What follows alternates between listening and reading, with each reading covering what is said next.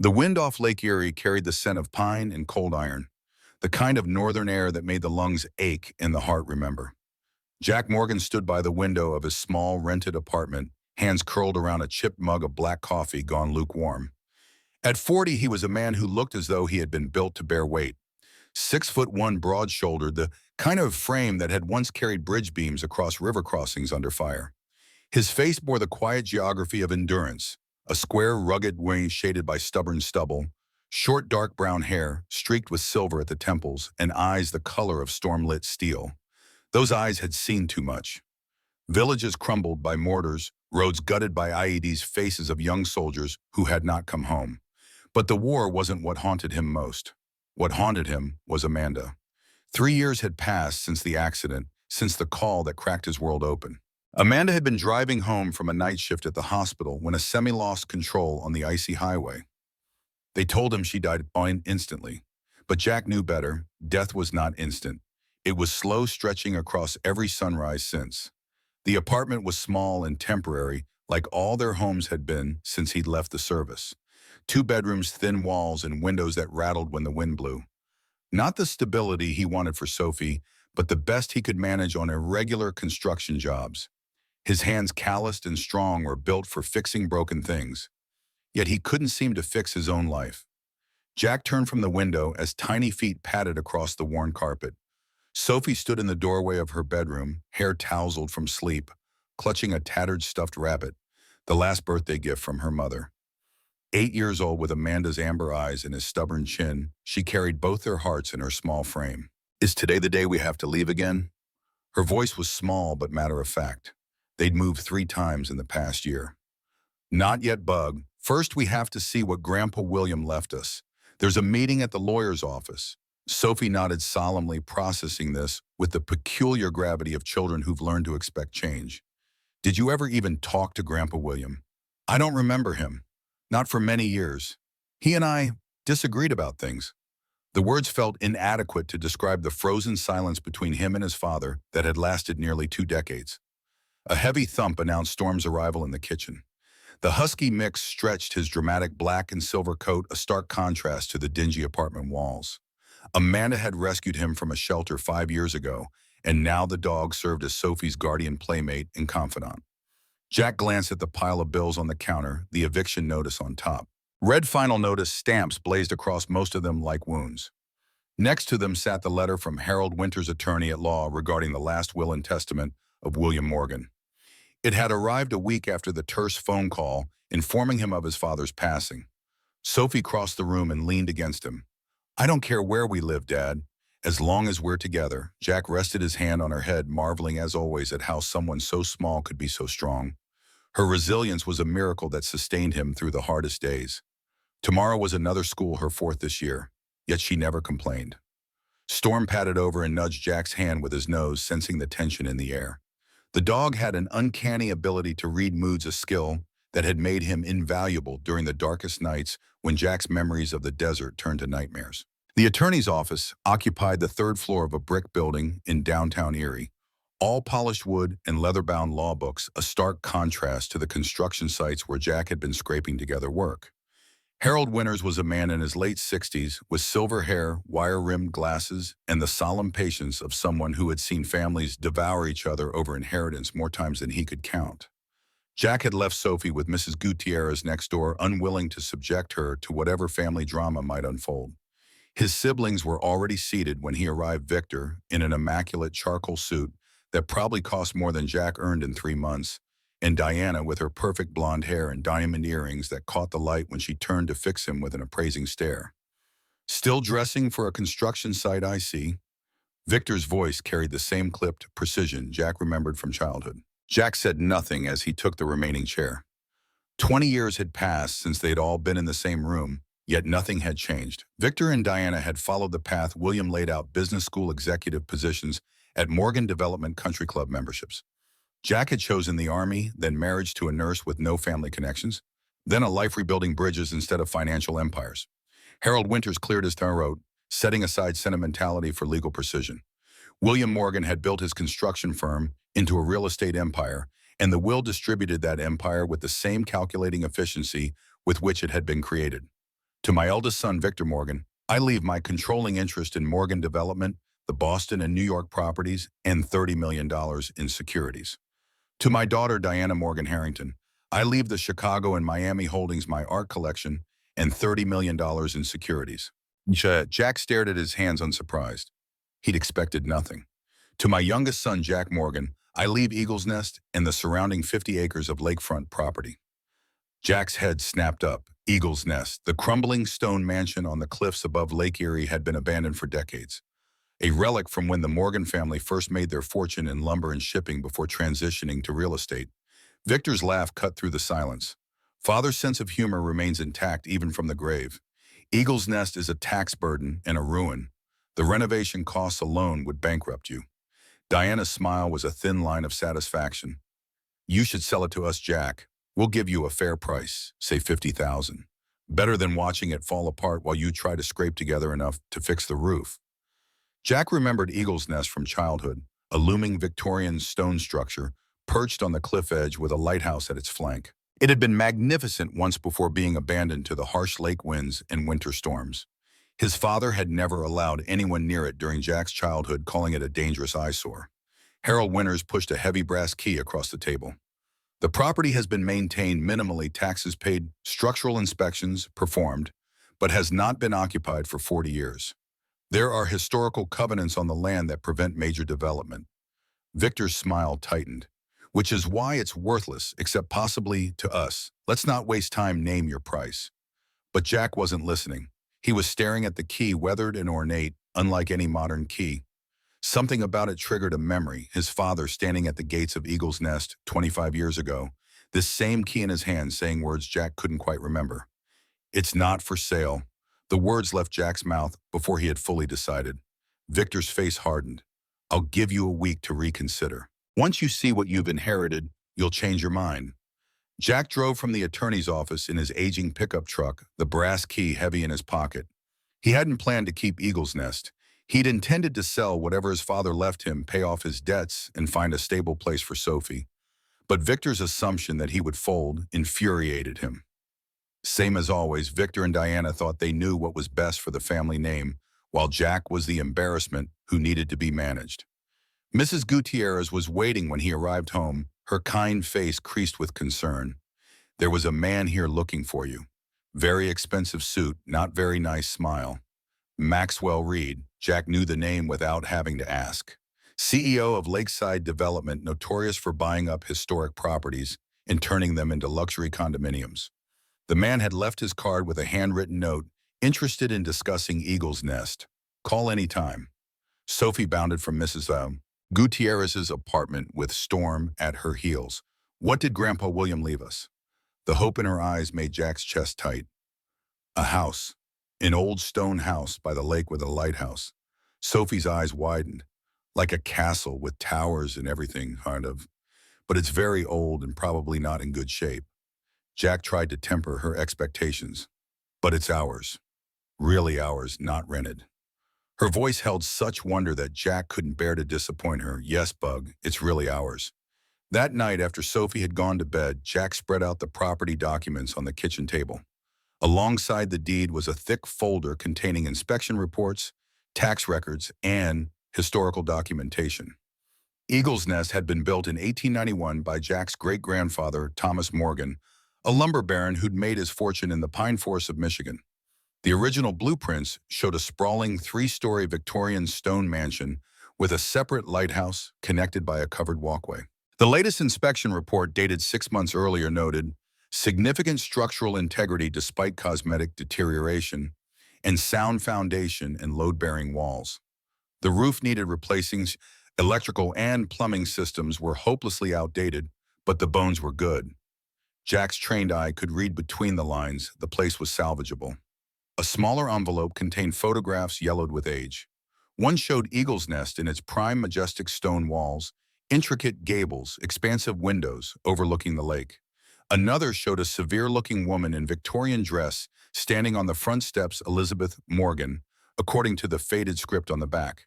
The eviction notice on the counter seemed to glow in the dim kitchen light. 30 days. The apartment's rent was 2 months overdue, and construction work had dried up with the approaching winter. Jack had exactly $246 in his checking account and no prospects until spring. What the hell? The words were barely a whisper in the quiet kitchen. We've got nowhere else to go. 2 days later, Jack's pickup truck crawled along a winding dirt road. Sophie pressed against the passenger window in wonder, Storm's head poking between the seats from the back. The morning was gray and cold with the promise of early snow in the air. Bare trees lined the road, their branches like fingers reaching toward a slate sky. Is this really all ours, Dad? Sophie's breath fogged the glass as she took in the dense forest surrounding them. 50 acres of it, according to the deed, all the way from the road to the lake. The trees gave way suddenly to a clearing, and there it stood, Eagle's Nest. The photos hadn't captured its true scale. 3 stories of weathered limestone rose against the sky, ivy crawling over the walls like veins on an old hand. Peaked gables and a square tower on the eastern corner gave it the appearance of a small castle. Beyond the main structure, the lighthouse stood like a sentinel at the cliff's edge, its glass lantern room dark and empty. Sophie gasped, "It's beautiful." Jack saw it through different eyes, missing roof tiles, cracked windows, a partially collapsed section of the east wing. But there was undeniable grandeur in its bones, a solidity that had withstood decades of neglect. The kind of place that with the right skills and enough time could become something extraordinary again. The iron gates hung crooked on stone pillars, the Morgan family crest, an eagle with outstretched wings barely visible beneath years of corrosion. Jack tried the brass key, surprised when it turned smoothly, as if the lock had been recently oiled. The gravel driveway was overgrown, weeds pushing through stone laid a century ago. Jack parked near the front entrance, a massive oak door beneath a stone archway. The key slid into this lock as well, but required his shoulder against the weathered wood to push the door open. The foyer beyond was dim and cool, dust motes dancing in the thin shafts of light that penetrated the grime-covered windows. A grand staircase curved upward, its carved banister intact despite the years. Sheets draped the sparse furniture like ghosts of a bygone era. Sophie stepped inside her sneakers, leaving prints in the dust. Her voice dropped to a whisper, as if she'd entered a sacred place. It feels like it was waiting for us. Storm moved cautiously, nose working overtime, ears alert for any sound. The dog circled the foyer, sniffing at corners and doorways before settling beside Sophie with a soft whine. Jack moved methodically through the first floor, assessing with a builder's eye. The structure was fundamentally sound, far better than he'd expected. The great room beyond the foyer featured a massive stone fireplace and floor-to-ceiling windows overlooking the lake. A library with built-in shelves stood empty of books, but rich with intricate woodwork. The kitchen was hopelessly outdated, but spacious, with a walk-in pantry and servants' stairs leading to the upper floors. Sophie discovered a carved pattern on the main staircase, a 6-pointed star with spiral lines radiating outward set into the newel post. She traced it with her finger, mesmerized. "What's this, Dad?" Jack examined it, recognizing craftsmanship that belonged to a different era. "Not sure, Bug. Probably just decoration. It feels like a button." Sophie pressed it experimentally, but nothing happened. They continued their exploration to the second floor, 6 bedrooms, most with adjoining sitting rooms, all with views of either the forest or the lake. The master suite occupied the entire lake-facing side, its bay windows offering a panoramic vista of Erie's steel-gray waters. The third floor held smaller rooms, servants' quarters from a time when wealthy families maintained live-in staff. The tower room was circular with windows on all sides, empty except for a small writing desk facing the lake. "This one's mine." Sophie's declaration echoed in the empty space. "I can see everything from here." Jack smiled, relieved to see her enthusiasm. Their apartment had barely enough room for her bed and a small desk. Here she could have space to grow, to imagine, to be a child in ways their transient life had never allowed. Storm barked suddenly from below, the sound reverberating through the empty house. Jack hurried down the stairs, following the noise to the back door, where the dog stood alert, hackles raised. A man stood on the overgrown back terrace, hand raised to knock. He was in his 70s, with the weathered face and calloused hands of someone who had worked outdoors his whole life. His faded flannel shirt and worn jeans marked him as a local, not another real estate developer. "Didn't expect to find anyone here." The old man's voice was gruff, but not unfriendly. "Frank Carver. I live down the road." Jack stepped onto the terrace, extending his hand. "Jack Morgan. I inherited this place from my father." Recognition flickered in Frank's eyes. William's boy, the soldier. That was a long time ago. Jack didn't elaborate. William Morgan had made his disapproval of Jack's military service clear, a waste of a Morgan, he'd called it. Frank nodded, reading the boundaries in Jack's tone. William hired me for maintenance over the years. Basic stuff, check for leaks, make sure vandals stayed away, that sort of thing.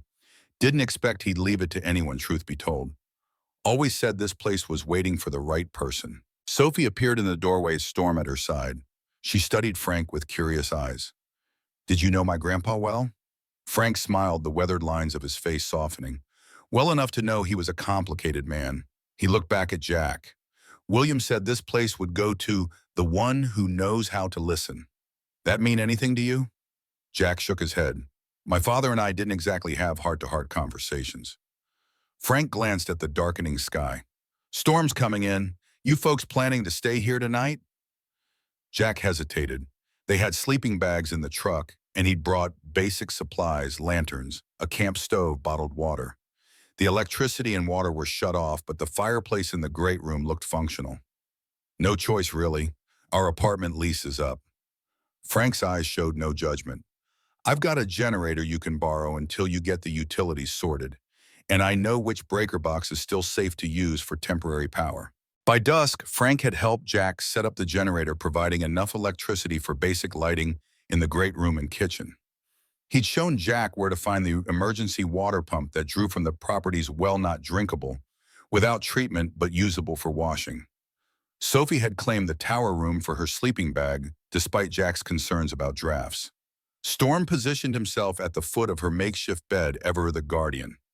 Jack set up his own sleeping area in the master bedroom, close enough to hear if Sophie called out in the night. After a simple dinner of sandwiches and soup heated on the camp stove, Frank bid them good night, promising to return the next day with more supplies. You'll need a lot of work to get this place livable before deep winter sets in, he warned. But I've got tools and you've got hands. We'll figure it out. When Frank had gone, Jack sat with Sophie by the fireplace, watching the flames cast dancing shadows across the sheet-covered furniture. Outside, wind moaned through the eaves and distant waves crashed against the cliffs below. Do you think Mom would have liked it here? Sophie's question hung in the air between them. Jack considered the grand but broken house around them, trying to see it through Amanda's eyes. She would have loved the challenge of it. Probably would have already mapped out where every piece of furniture should go and what color to paint each room. Sophie nodded, satisfied with this answer. I think she'd like the tower room best. You can see the stars from there. As if on cue, the wind outside intensified a haunting whistle that seemed to come from within the walls themselves. Storm lifted his head, ears perked toward the sound. What's that? Sophie whispered. Just the wind finding its way through cracks in the old stonework. Jack's explanation was practical, but something about the sound raised the hairs on the back of his neck. It wasn't random. There was an almost melodic quality to it, rising and falling like distant voices. Sophie pressed her ear to the wall. It sounds like singing. Jack was about to dismiss the notion when Storm suddenly stood, hackles raised, staring at a section of the wall behind the fireplace. The dog growled low in his throat, then barked once, sharp and alert. Jack approached the wall, running his hands over the ornate wood paneling.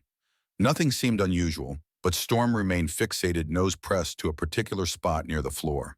Jack knelt, examining the area more closely. A hairline crack ran along the base of the panel, too straight to be natural settling. Storm moved back. Jack pressed against various points on the panel, testing for movement. Nothing happened until his fingers brushed a small, almost invisible knot in the wood. The panel shifted slightly under his touch. Sophie watched wide-eyed as Jack applied steady pressure to the knot. With a soft click, a section of the paneling swung inward, revealing a small compartment built into the wall. It's a secret hiding place. Sophie's whisper was a mixture of awe and excitement. Inside the compartment lay a single item, a wooden box about the size of a hardcover book, its surface carved with the same 6-pointed star Sophie had found on the staircase. Jack removed it carefully, feeling the weight of age in his hands. What's inside? Sophie crowded close as Jack examined the box. No lock was visible, but the star design in the center appeared to be inlaid with movable pieces. Jack turned the star clockwise, hearing a faint clicking mechanism within. After a full rotation, the lid popped open with a soft hiss, as if breaking an airtight seal.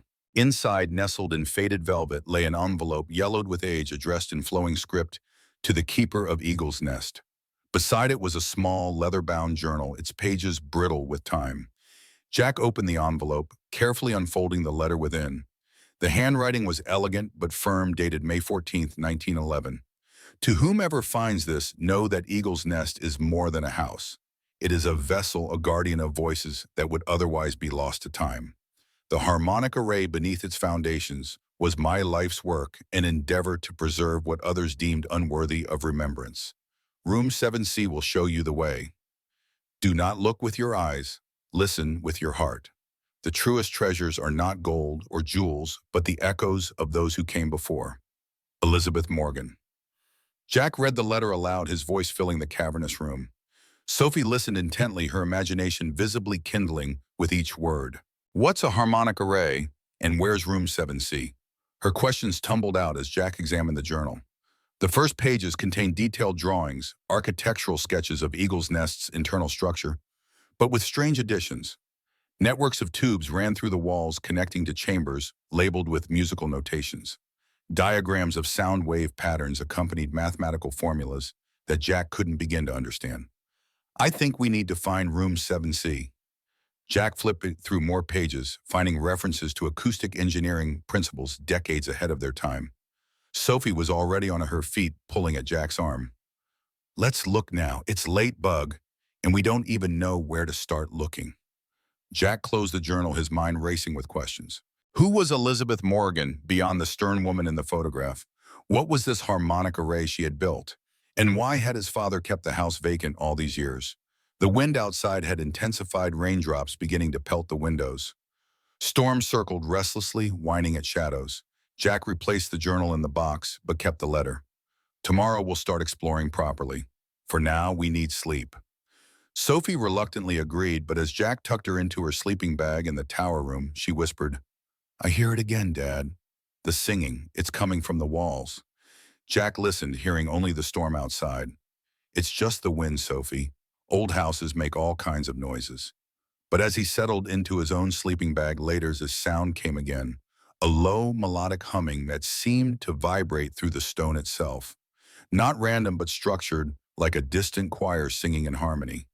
Jack pressed his ear to the wall, feeling a faint vibration against his skin. Storm paced the room, agitated by the sound. The dog finally settled at the foot of Jack's sleeping bag, eyes fixed on the wall, alert to something beyond human perception.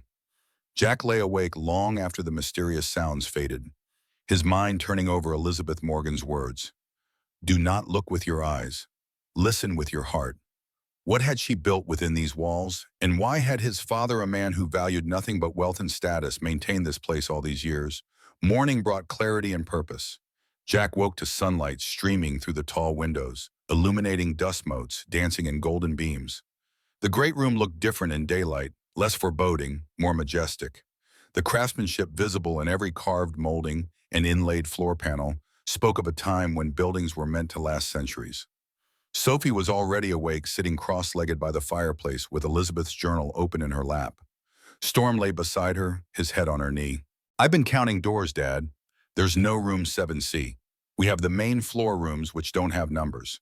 The second floor has rooms 1 through 6. The third floor has A through F.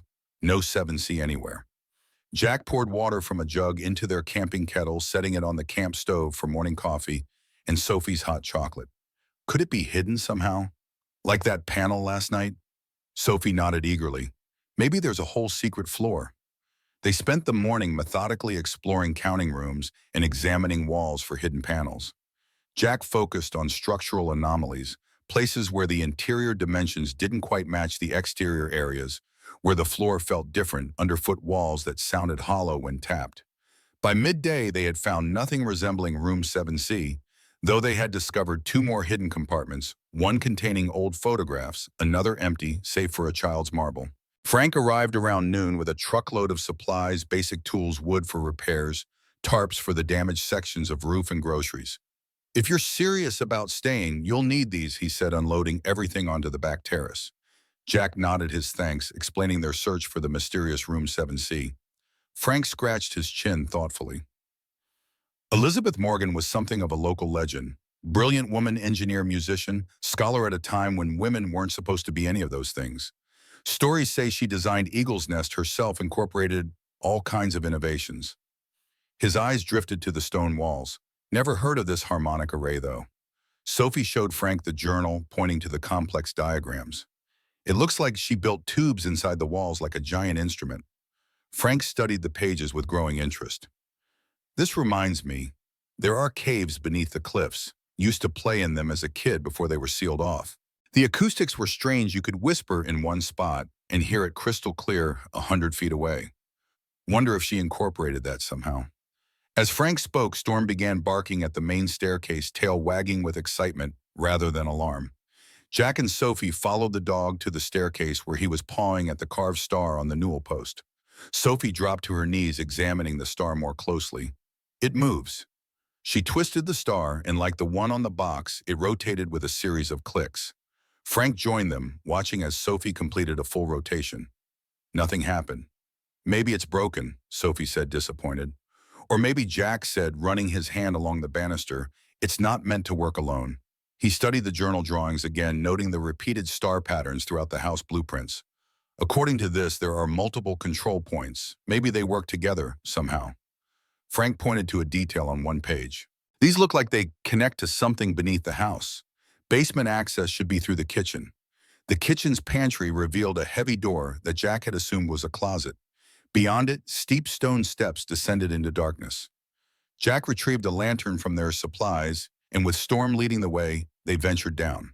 The basement was vast, extending beneath the entire house, its ceiling supported by massive stone arches.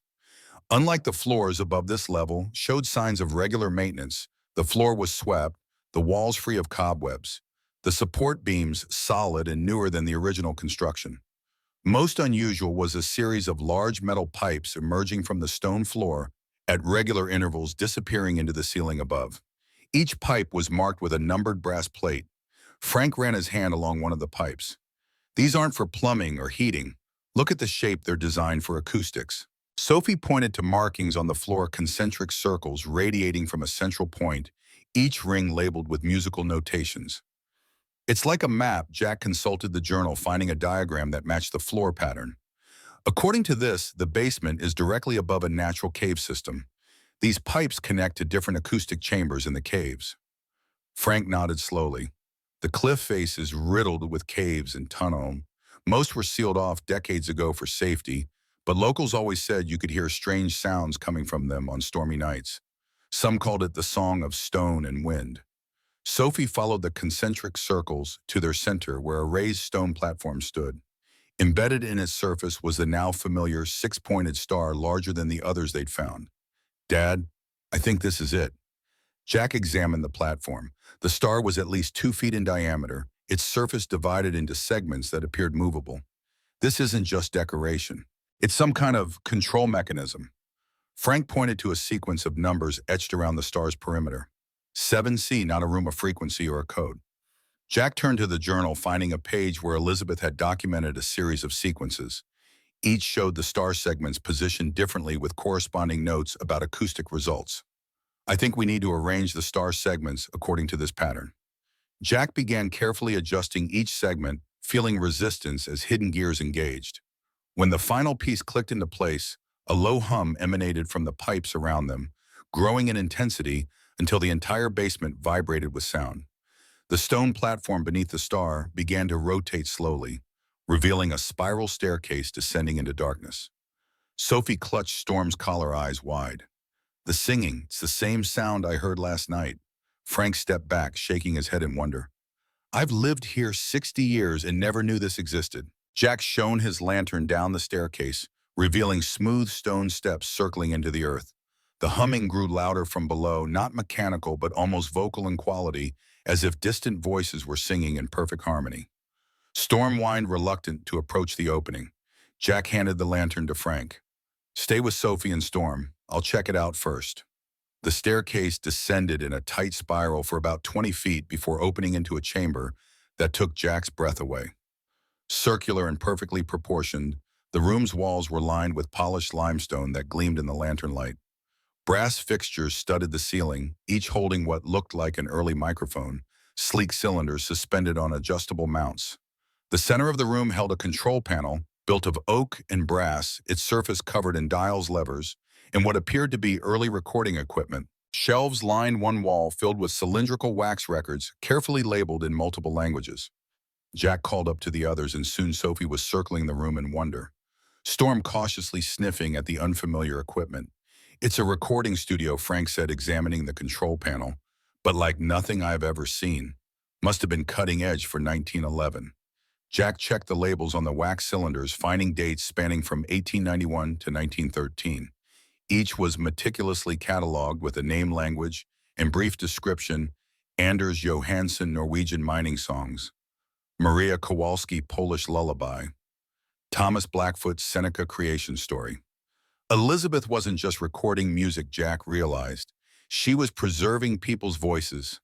Immigrants, natives, workers, people whose stories would have been lost. A large blueprint was spread across a drafting table in one corner, its title written in careful script: Harmonic Array Phase 2. And the diagram mapped an extensive network of resonators, tunnels, and listening chambers that extended far beyond Eagle's Nest, connecting cliffs, wind channels, and underground cavities throughout the property. "This isn't just a recording studio," Jack said, tracing the lines of the design. "It's a network. The entire estate was built as one massive instrument." Sophie had discovered another door at the far end of the room, this one made of heavy oak banded with brass. Unlike the others, it bore no star pattern, only a conventional keyhole. Pushing experimentally, she found it locked solid. "What's behind here?" she asked. Jack consulted the blueprint, finding the area marked only as Sanctuary Final Phase. "There's no indication, and we don't have the key." Frank pointed to a notation at the blueprint's edge: "Access granted only when all voices return." Elizabeth built all this to preserve these recordings, but according to this, it's incomplete somehow. Jack examined more of the wax cylinders, finding hundreds carefully organized. Each represented a voice, a story, a piece of history deemed unworthy of official record, but saved here in Elizabeth's hidden archive. Storm suddenly froze, ears pricked toward the spiral staircase. A low growl rumbled in his chest, hackles rising along his spine. Frank doused the lantern immediately. "Someone's up there." Jack moved silently to the staircase, years of military training taking over. He could hear faint footsteps above the careful tread of someone trying not to be heard. "Stay here," he whispered to Sophie and Frank, then ascended the stairs with practiced stealth, keeping to the outer edge where the steps were least likely to creak. At the top, he paused, listening. Multiple footsteps moved through the basement, accompanied by the soft click of what sounded like camera shutters. Jack eased his head above the floor level, catching sight of two men in dark clothing, methodically photographing the basement pipes and floor markings. Neither was Frank's age or build. These were younger men moving with purpose. One carried what looked like surveying equipment, taking measurements of the pipe placement. Jack's options were limited. He could remain hidden, hoping they wouldn't discover the open staircase, or he could confront them directly. The decision was made for him when Storm's bark echoed up from below, sharp and challenging. Both men turned toward the sound, spotting Jack immediately. The smaller man reached inside his jacket, but Jack was already moving, closing the distance in 3 rapid strides. He caught the man's wrist, twisting until something clattered to the floor. A taser, not a gun. The second man was already running for the stairs to the kitchen. Jack landed a solid punch to the first man's midsection, then swept his legs, dropping him hard to the stone floor. By the time he turned to pursue the second intruder, he heard the kitchen door slam. "Who sent you?" Jack pressed his knee into the fallen man's chest, using just enough pressure to make breathing uncomfortable without causing real damage. The man, young, probably mid-20s, with close-cropped dark hair and expensive hiking boots, glared up at him. "We work for Lakeside Development. Mr. Reed sent us to do a preliminary survey. We have every right to be here." "No, you don't. This is private property and you're trespassing." Jack increased the pressure slightly. "What does Reed want with the basement specifically?" The man's eyes darted to the open staircase. Jack could see the calculation happening, whether to lie or offer partial truth. "Historical assessment. Mr. Reed believes there may be artifacts of significant value beneath the property. His company specializes in preservation and adaptive reuse." Jack wasn't buying it. "You bring tasers to historical assessments, standard safety equipment for abandoned properties. Wild animal squatters? The man's attempt at nonchalance failed as sweat beaded on his forehead. Frank and Sophie had emerged from below storm, positioning himself protectively in front of the girl. "That's Jack Reed's nephew," Frank said, recognizing the young man. "Works for his uncle's development company. They've been buying up all the historic properties along the lakefront, turning them into condos and resorts." Jack released his hold but kept the man within arm's reach. "Tell Reed that Eagle's Nest isn't for sale. And if I catch anyone trespassing again, I won't be as gentle." The man scrambled to his feet, attempting to recover his dignity. "You don't understand what you're sitting on, Morgan. This place has value you can't begin to comprehend. Reed will pay twice market rate, no questions asked." "Not interested." Jack's voice was flat. The man retrieved his taser, backing toward the stairs. "You're making a mistake. Reed always gets what he wants one way or another." After the intruder departed, Jack secured the basement door with a heavy chain and padlock from Frank's supplies. It wouldn't stop determined intruders for long, but it might slow them down. Frank helped them move their camping gear to the great room, advising against using the tower room until proper security was established. "I'll spread the word that Eagle's Nest is occupied again. Might discourage casual trespassers, but Reed's people are another matter." After Frank left, Jack and Sophie returned to the underground chamber, now referred to as Room 7C. Sophie was fascinated by the wax cylinders, carefully examining each label without touching the fragile recordings. "Dad, look at this one." She pointed to a cylinder labeled Windsinger Seneca Morning Lament, May 14, 1911. Jack examined the ancient recording device, figuring out its mechanism through trial and error. When he placed the cylinder on the player and wound the hand crank, a burst of static filled the room, followed by a soft, trembling voice, female, melodic, and hauntingly familiar. The melody stopped him cold. It was the same lullaby Amanda had sung on sleepless nights when nightmares from the desert returned to torment him. Every note, every rise and fall perfectly mirrored the song that had once been his anchor. But this recording predated Amanda by more than a century. Sophie's eyes widened in recognition. "That's Mom's song, the one she always sang to me." Jack's hands trembled as he carefully removed the cylinder. How was this possible? Amanda had never known about his family history. They'd met after his estrangement from William. She had told him she learned the song from her grandmother, who had grown up near the Great Lakes. According to the label's underside, the voice belonged to Windsinger, a woman from a nearby Seneca settlement who had been invited to record traditional songs for Elizabeth Morgan's Cultural Archive project in 1911. Jack played more cylinders, each revealing voices from a vanished era: Finnish miners singing work songs, Irish dock workers reciting poems, Italian stonemasons sharing folk tales. Elizabeth had created a sonic snapshot of America's forgotten builders. What made Mom's song so special? Sophie wondered, still puzzling over the connection. Jack studied Elizabeth's journal more carefully, finding a section where she had documented what she called key frequencies, specific combinations of sounds that activated different parts of the harmonic array. The Morning Lament was listed as a primary resonator, one of several songs that, when played in sequence, could unlock the sanctuary. Outside, the afternoon had turned dark as storm clouds gathered over the lake. Wind whistled through Eagle's Nest eaves, creating that same haunting melody they'd heard the previous night. Sophie yawned in the excitement of discovery, giving way to exhaustion. "Can we sleep down here tonight? It feels safer." Jack agreed, retrieving their sleeping bags from upstairs. The chamber was dry and surprisingly warm, heated by some mechanism within the walls that Jack didn't yet understand. He secured the spiral staircase entrance, positioning Storm at its base as an early warning system. As Sophie drifted to sleep, Jack continued studying Elizabeth's journals by lantern light.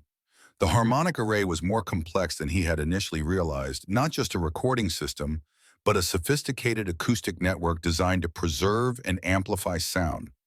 Elizabeth had collaborated with Seneca elders who believed that sounds once created never truly disappeared, but remained embedded in the physical world.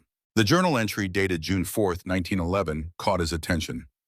Thomas believes the array can bridge time itself, that properly channeled sound waves can carry echoes of the past into the present, and perhaps even glimpses of the present into the future. I remain skeptical of such metaphysical claims, yet the resonance patterns we've measured in the limestone caverns defy conventional acoustic science. Something extraordinary is happening beneath Eagle's Nest. The question remains, are we merely observing a natural phenomenon, or have we created a door to something beyond our understanding?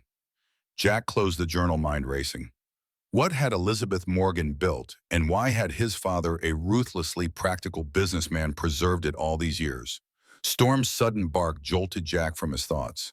The dog was on his feet, facing the spiral staircase, ears forward and alert. Jack dimmed the lantern, listening intently. Faint metallic sounds came from above, someone working on the padlocked door. Jack moved silently to Sophie, placing a gentle hand over her mouth as he woke her. When her eyes opened, he pressed a finger to his lips, then pointed upward. Her face paled with understanding. The basement door would only hold the intruders temporarily.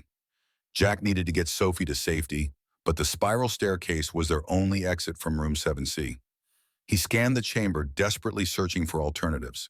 The blueprint on the drafting table caught his eye, specifically a section showing additional tunnels extending from room 7C toward the lighthouse. According to the diagram, a secondary exit existed behind a panel near the shelves of recordings. Jack quickly located the panel, finding it operated by the same star mechanism they'd encountered throughout the house. He rotated the segments according to the pattern in Elizabeth's journal, praying it would work. With a soft click, the panel swung outward, revealing a narrow tunnel hewn from bedrock. Jack grabbed the lantern and essential supplies, motioning for Sophie and Storm to follow.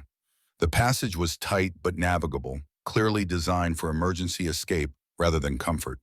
They had barely secured the panel behind them when they heard the basement door above give way with a splintering crash. Heavy footsteps descended the spiral staircase into room 7C. The escape tunnel extended horizontally for about 50 yards before beginning a gradual ascent. Jack kept the lantern dimmed to its lowest setting, not wanting light to leak back toward their pursuers. Sophie remained silent, her hand gripping Jack's shirt as they moved forward, Storm padding silently beside them. After what seemed an eternity, the tunnel ended at a vertical shaft with iron rungs embedded in the stone wall. Jack climbed first, testing each rung before allowing Sophie to follow. Storm whined anxiously until Jack hoisted the large dog onto his shoulders, struggling up the final few feet under the added weight. The shaft terminated at a heavy trapdoor. Jack pushed upward, feeling it give reluctantly. Cool night air rushed in as he emerged into what appeared to be the lighthouse's ground floor. Sophie and Storm followed quickly, and Jack secured the trapdoor, dragging a heavy wooden cabinet over it for good measure. The lighthouse interior was bare except for maintenance equipment, its spiral staircase to the lantern room intact, but weathered. Through small windows, Jack could see the main house about 100 yards away, lights moving inside as the intruders searched the property. Sophie huddled against Storm, trembling. "Why are they after us, Dad? What do they want?" Jack peered through the window, counting at least 3 flashlight beams moving through Eagle's Nest's first floor. "I don't know, Bug, but it's not just the property they want. They're looking for something specific." Outside, rain had begun to fall, driven sideways by increasing winds. The lighthouse offered shelter from the elements, but little in the way of comfort or security. Jack weighed their options. They could remain hidden until morning or attempt to reach Frank's house through the woods. The decision was made for them when headlights appeared at the property's entrance, a large SUV pulling up to the main house. A tall figure emerged, directing the others with authoritative gestures.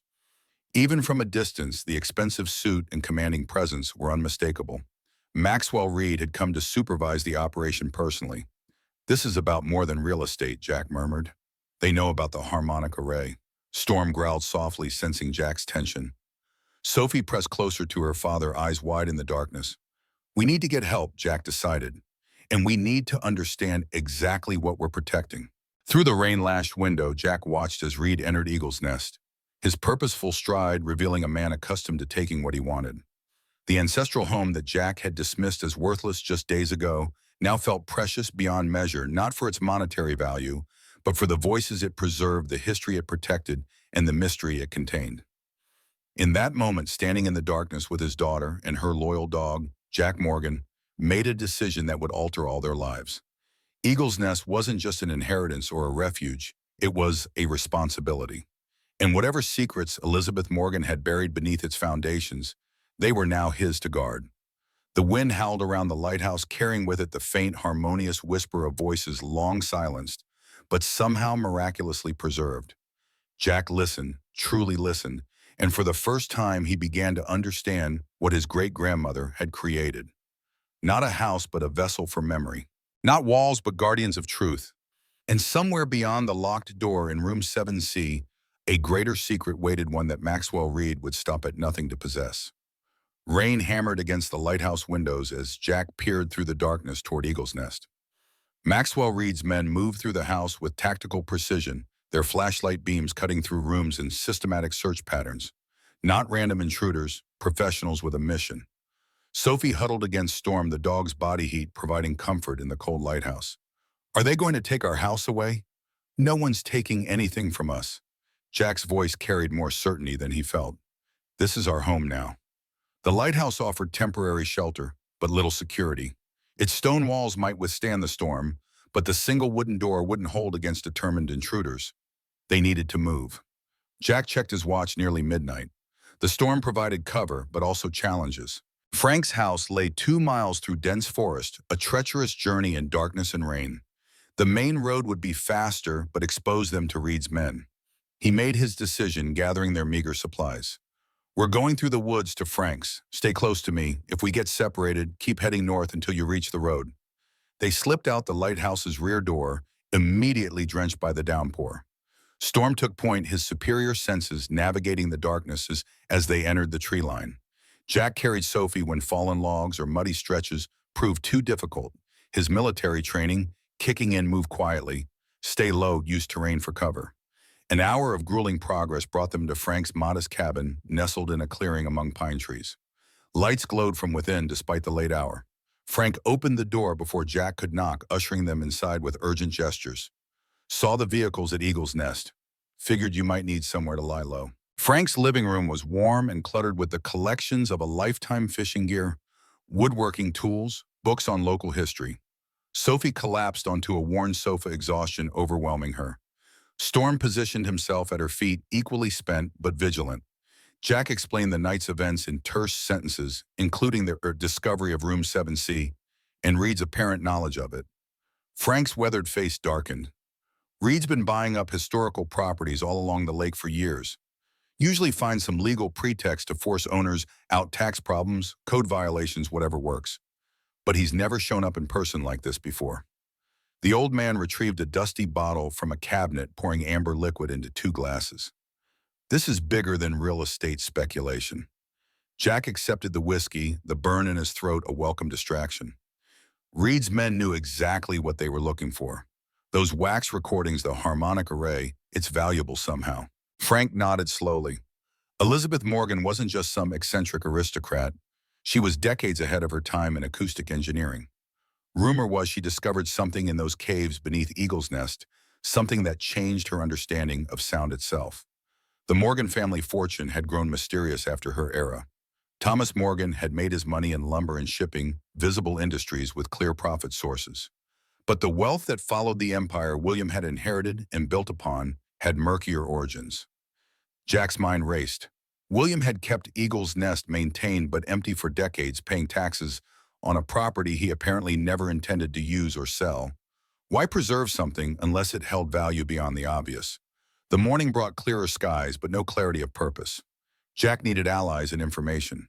Frank suggested they visit the Lake Point Historical Society, where records might shed light on Elizabeth Morgan's work. He also mentioned Dr. Olivia Winters, a professor at the local university who specialized in ethnomusicology and acoustic anthropology. She's done research on indigenous sound preservation.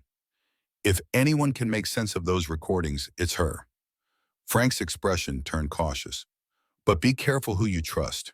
Reed has connections everywhere. Jack left Sophie with Frank, deeming it safer than bringing her into town where Reed's people might be watching. Storm stayed behind as her protector, the dog refusing to leave her side even for food. The Lake Point Historical Society occupied a modest brick building near the harbor, its windows offering views of fishing boats and cargo vessels traversing Erie's gray waters. Inside, exhibits chronicled the region's industrial past, from indigenous settlements to logging booms to steel manufacturing. Behind a cluttered oak desk sat a woman in her late 30s with sharp cheekbones, intelligent eyes behind stylish glasses, and dark hair pulled back in a practical bun. Dr. Olivia Winters looked up from a stack of papers as Jack entered, her initial professional smile shifting to curiosity as he introduced himself. Morgan from Eagle's Nest. Her voice held the measured cadence of an academic, precise yet warm. That property has fascinated me since graduate school. Jack explained his situation carefully, mentioning the inheritance, but omitting details about Room 7C and the confrontation with Reed. He needed to gauge her trustworthiness first. Olivia's enthusiasm was immediate but contained. Elizabeth Morgan figures prominently in my research on early acoustic engineering. She published several theoretical papers in obscure scientific journals, groundbreaking work that went largely unrecognized because she was a woman. I've tried to access Eagle's Nest for years, but your father always refused. She pulled books from shelves as she spoke, opening one to a photograph Jack hadn't seen before. Elizabeth Morgan, standing beside complex equipment, her severe expression focused on her work rather than the camera. Most engineers of her era were concerned with projecting sound forward in time phonographs recordings. But Elizabeth was equally interested in capturing sounds from the past. She believed certain geological formations could store and replay acoustic information under the right conditions, essentially natural recording devices. Jack's skepticism must have shown on his face because Olivia smiled faintly. It sounds fantastical until you consider the science. We've discovered that pottery wheels inadvertently recorded ambient sounds in ancient ceramics, recoverable with modern technology. Elizabeth theorized that limestone formations might do the same on a larger scale. The implication struck Jack like a physical blow. If Elizabeth had discovered a way to extract sounds embedded in stone, if the caves beneath Eagle's Nest contained voices from beyond recorded history, the scientific value would be immeasurable. I need to show you something, but not here. Jack kept his voice low. There are people very interested in whatever Elizabeth built, and they're willing to break in to get it. Olivia's professional demeanor cracked slightly, revealing genuine excitement beneath. When, now if possible, Jack hadn't planned on bringing her to Eagle's Nest so quickly, but instinct told him her knowledge was crucial. And my daughter found something you should hear. Reed's vehicles were gone when they returned to Eagle's Nest. Though signs of forced entry remained, broken locks, muddy boot prints across floors, furniture disturbed in the systematic search. Frank and Sophie waited on the back terrace with Storm, the girl recounting her night of adventure with the resilience of childhood. Olivia crouched to Sophie's level. You're the one who found the hidden room. That's extraordinary detective work. Sophie beamed immediately, warming to the professor. I heard singing in the walls. Dad didn't believe me at first. They descended to room 7C through the basement, Frank keeping watch upstairs. The chamber appeared untouched. Reed's men hadn't discovered the star mechanism that opened the hidden entrance. Olivia moved through the room in reverent silence, examining the recording equipment with expert eyes. This is revolutionary. Her fingers traced the brass fixtures delicately. She built a fully functional acoustic laboratory decades before such technology should have existed. Jack selected the cylinder labeled Wind Singer and carefully placed it on the player. As the haunting melody filled the room, he watched Olivia's face transform from scholarly interest to astonishment. That's a spirit journey song. Only certain Seneca families were permitted to know it. Her eyes snapped to Jack's. How did your wife learn this? Jack explained the connection, how Amanda had sung the same lullaby to Sophie, believing it came from her grandmother. Olivia's mind worked visibly, connections forming behind her eyes. The song isn't just music, it's a map. Indigenous cultures encoded geographical information in melodies. She examined more cylinders, checking labels against Elizabeth's notes. These aren't random recordings, they're keys to something larger. Sophie tugged at Jack's sleeve. The door at the back still won't open. We need a key. The oak door with its conventional lock remained a mystery. According to Elizabeth's blueprint, it led to something called the sanctuary, but nothing in her notes explained how to access it. Olivia studied the blueprint with growing excitement. This harmonic array, it's not just for recording, it's designed to channel and amplify specific frequency patterns through the natural caverns beneath us. The entire property is one massive acoustic instrument.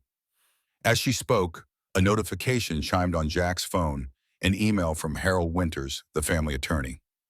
Jack opened it to find a formal complaint from the county building inspector citing anonymous reports of unsafe conditions at Eagle's Nest. An inspection was scheduled for 3 days hence, with potential condemnation if violations weren't addressed. Reed's moving fast. Jack showed the others the email. He's using official channels to pressure us. Frank's weathered face hardened. Standard tactic. Can't buy you out, so he'll force you out. Olivia was already typing on her tablet. My department has historical preservation grants for significant cultural sites. If we can document Elizabeth's work quickly, we might secure emergency protection. Sophie, who had been examining the wax cylinders while the adults talked, suddenly called out, "Dad, look at these marks." Some of the cylinders had small colored dots on their labels, red, blue, yellow, forming no obvious pattern. It's a sequence. Olivia's academic precision gave way to childlike excitement. Elizabeth wasn't just preserving random songs. She was assembling a specific combination, like a combination lock, that uses sound instead of numbers. Jack examined Elizabeth's journal again, finding a page he'd overlooked. Diagrams showed sound wave patterns combining to form more complex harmonics, with notations about resonant activation and harmonic convergence. I think these recordings need to be played in a specific order. Jack pointed to the colored dots. The sequence activates something in the array. They spent hours documenting the cylinders, photographing Elizabeth's notes, and mapping the physical structure of room 7C. Olivia's expertise proved invaluable, translating technical acoustic terminology and placing Elizabeth's work in historical context. As evening approached, Frank urged caution. Reed's people could return any time. Better not to be here after dark until we secure the property properly. Jack agreed. Sophie needed proper rest in a real bed, not another night of hiding. They gathered essential documents and locked room 7C as securely as possible, returning to Frank's cabin for the night. Later, after Sophie had fallen asleep in Frank's spare room, the adults gathered around the kitchen table with coffee and grave expressions. Reed's not just a developer. Olivia's research had uncovered disturbing connections. His company, Lakeside Development, is a subsidiary of Heritage Acquisition Group, a private firm that buys historical artifacts and recordings, then licenses access at exorbitant fees. They've been criticized for removing indigenous cultural materials from public access.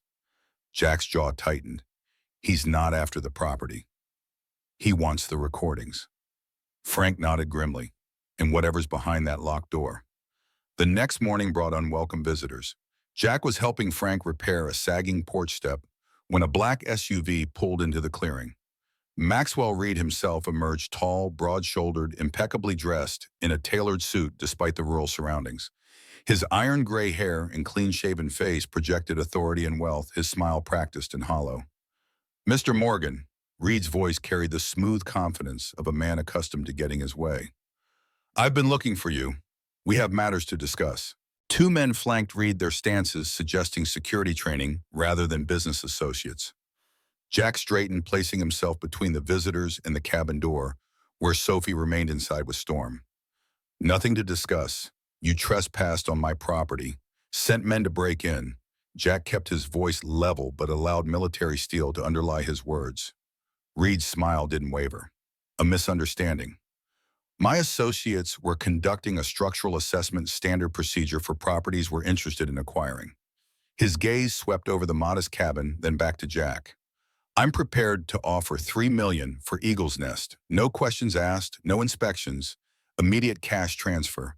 The amount was staggering, far more than the property could possibly be worth as real estate. Jack's financial problems would vanish instantly. Sophie could have stability, good schools, a college fund. But the offer only confirmed his suspicions. Whatever lay beneath Eagle's Nest held immense value. Not interested, Jack kept his stance relaxed but ready. Reed's smile thinned. "You don't understand what you have, Morgan. That house contains historical materials of significant cultural value. My company specializes in preserving such artifacts properly." "You mean locking them away for profit?" The voice came from behind Jack. Olivia, emerging from the cabin, tablet in hand. "Heritage Acquisition Group has been sued 3 times by tribal nations for exploitation of cultural resources." Reed's eyes narrowed slightly, reassessing the situation. "Dr. Winters, I wasn't aware you were consulting on this matter." His tone suggested this changes calculations. "The recordings in Eagle's Nest require professional conservation, climate control, proper archival storage. Resources Mr. Morgan simply doesn't possess. They're not for sale." Jack's response left no room for negotiation. Those voices deserved to be heard, not locked in some corporate vault. Something dangerous flickered across Reed's face before his business mask returned. Consider carefully, Mr. Morgan. That building inspector arriving tomorrow works for the county commissioner who happens to sit on my company's regional advisory board. One word from me in Eagle's Nest will be condemned as structurally unsound. You'll lose everything. The threat hung in the air between them, naked and unmistakable. Reed handed Jack a business card, its surface expensive and minimalist. Call me when you are ready to be reasonable. The three men returned to their vehicle, gravel crunching under expensive tires as they departed. Frank spat on the ground after they'd done. Commissioner Jenkins has been in Reed's pocket for years. That inspection won't be fair. We need leverage. Olivia was already typing rapidly on her tablet, and I think I know where to start. They spent the afternoon contacting potential allies, historical preservation societies, academic institutions, indigenous rights organizations. Olivia's connections proved extensive, her passion for Elizabeth's work opening doors that might otherwise have remained closed. By evening, they had assembled a small coalition of interested parties. A professor of architectural history agreed to accompany the building inspector, ensuring adherence to proper standards for historical structures. A representative from the Seneca Cultural Heritage Center expressed interest in the recordings of their ancestors. A journalist from a regional newspaper wanted to cover the story of Elizabeth Morgan's acoustic innovations. It's not enough to stop Reed completely, Olivia admitted, but it creates witnesses, makes it harder for him to operate in shadows. Jack studied Elizabeth's journals far into the night after the others had gone to bed. The technical details often exceeded his understanding, but the underlying purpose became increasingly clear. Elizabeth hadn't built the harmonic array merely to preserve voices. She had discovered something in the limestone caverns that changed her understanding of sound itself. One entry particularly caught his attention. The resonance patterns within the deepest chamber exceed any natural acoustic properties I've encountered. When the correct harmonic sequence activates the array, the limestone itself seems to remember. Voices emerge that were never recorded by human instruments, echoes from before our time. T believes we have discovered a doorway rather than merely a recording device. I remain scientific in my approach, but I cannot deny the evidence of my own ears. There is something beyond conventional understanding beneath Eagle's Nest, something that challenges the very nature of time and sound. Jack closed the journal, troubled and fascinated. What had Elizabeth found in those caves, and what might Reed do to possess it? Morning brought Sophie bouncing onto Jack's makeshift bed on Frank's couch, her resilience a constant wonder. Are we going back to our castle today? Jack smoothed her tangled hair. We'll go check on it, but we can't stay there yet. Some people are coming to inspect it today. Sophie's face fell momentarily before brightening again. Can we bring Miss Olivia to see the singing room again? She knows about all the special sounds. Jack smiled despite his worries. Yes, she's coming with us. She's going to help make sure our house stays ours. They arrived at Eagle's Nest 2 hours before the scheduled inspection, intending to secure Room 7C and prepare their defense of the property. What they found stopped them at the gate. The heavy chain had been cut, and 2 county sheriff vehicles were parked in the circular drive. An official notice had been posted on the front door, condemned unsafe structure, no entry permitted. Reed moved faster than I expected. Olivia's voice was tight with anger. The inspection wasn't supposed to happen until this afternoon. Jack approached one of the deputies, standing guard, his military-bearing automatic. I'm Jack Morgan, the owner. What's going on here? The deputy, young uncomfortable, shifted his weight. Building inspector came out first thing this morning. Emergency condemnation order. Said there's imminent danger of collapse. That's impossible. The foundation was inspected 6 months ago. Let me see the report. The deputy shook his head. Don't have it. Just orders to secure the premises. No one enters without authorization from Commissioner Jenkins. Olivia was already on her phone, voice low and urgent, as she contacted their allies. The architectural historian was outraged at the procedural violation, promising emergency intervention. The newspaper journalists smelled corruption and headed their way. Jack paced the gravel drive, fury building. They weren't just trying to force him out, they were stealing his family's legacy. The voices Elizabeth had preserved, the mysterious technology she had created. A third vehicle arrived. Frank's neighbor, Tom Blackwater, a retired attorney who had offered assistance. He examined the condemnation notice with practiced eyes. This won't stand up to challenge. Improper notice, no documentation of specific hazards, no emergency hearing. I can file for an emergency injunction this afternoon, but it'll take at least 48 hours to get a ruling.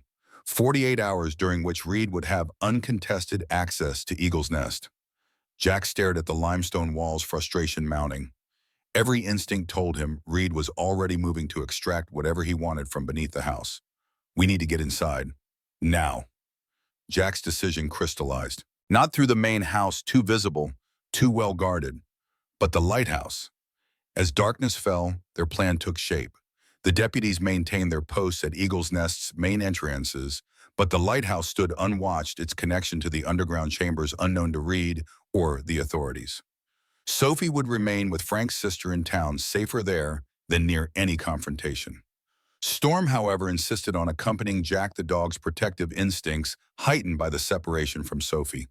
Under cover of night, Jack, Olivia, and Frank approached the property from the lakeside, using the cover of trees until they reached the lighthouse. Its stone walls stood dark and silent against the star-filled sky. The trapdoor leading to the escape tunnel remained undiscovered, hidden beneath the cabinet Jack had pushed over it. They descended silently, flashlights dimmed to avoid detection, Storm leading the way with his superior senses. The passage felt different in the darkness, older, more primal. Jack sensed they were moving through geological time as much as physical space. The limestone around them formed millennia before human presence. As they neared room 7C, sounds became audible voices, equipment being moved, the unmistakable hum of generators. Reed's team had found the hidden chamber and were working under portable lights. Jack extinguished his flashlight, moving forward by feel and memory. The tunnel widened slightly before opening into room 7C, providing a narrow vantage point through a ventilation grate. Through it, Jack could see 5 men in the chamber, 2 operating recording equipment, systematically duplicating Elizabeth's wax cylinders onto digital media, 2 cataloging and packing the originals into padded cases, and 1 directing the operation. Maxwell Reed himself stood before the oak door at the chamber's far end, examining it with intense concentration. The conventional lock had been drilled out, but the door remained stubbornly sealed, apparently secured by some additional mechanism. It's not working because they don't have the right sequence. Olivia's whisper barely reached Jack's ears. The colored dots on the cylinders, they're playing them in the wrong order. Reed's frustration was visible even from a distance. His composed facade had cracked, revealing the ruthless determination beneath. The oak door seems to be magnetically sealed. Find the mechanism, cut through the wall if necessary. I want the sanctuary accessed by morning. One technician approached with a scanning device. Sir, these readings make no sense. The door isn't just locked, it's almost like it's not entirely here, like it exists partially in another. Reed cut him off with a sharp gesture. I don't pay you for metaphysics. Get it open. Jack weighed their options. They were outnumbered and Reed's men were likely armed. A direct confrontation would end badly. But watching them systematically loot Elizabeth's lifework was unbearable. Storm made the decision for them. A technician had opened the cylinder labeled Wind Singer, playing the haunting melody that had connected past and present. The sound triggered something in the dog, perhaps memory of Sophie singing the same lullaby. Before Jack could grab his collar, Storm bolted from the hiding place, barking furiously as he charged into room 7C. Chaos erupted. The technicians scattered as 100 pounds of agitated husky invaded their operation. Equipment crashed to the floor. Wax cylinders rolled across tables. Reed shouted orders as Jack, Olivia, and Frank had no choice but to follow, emerging from hiding into the suddenly chaotic chamber. Stop this now! Jack's command voice cut through the confusion, military authorities silencing the room momentarily. This is private property, and you're stealing cultural artifacts. Reed recovered quickly, his expression shifting from surprise to calculated menace. Mr. Morgan, how unexpected. His hand moved slightly, signaling to his men. I have a valid condemnation order and permission from Commissioner Jenkins to remove historical items for safekeeping. You have a fraudulent order and you're looting my family's legacy. Jack kept his stance ready, eyes tracking the positions of Reed's men. These recordings belong to the families whose ancestors made them, not to your private collection. Reed's smile was cold. touching sentimentality, but ultimately irrelevant. He gestured to his security personnel. Remove them. The workers can continue. The two security men moved forward, but Storm's continued growling gave them pause.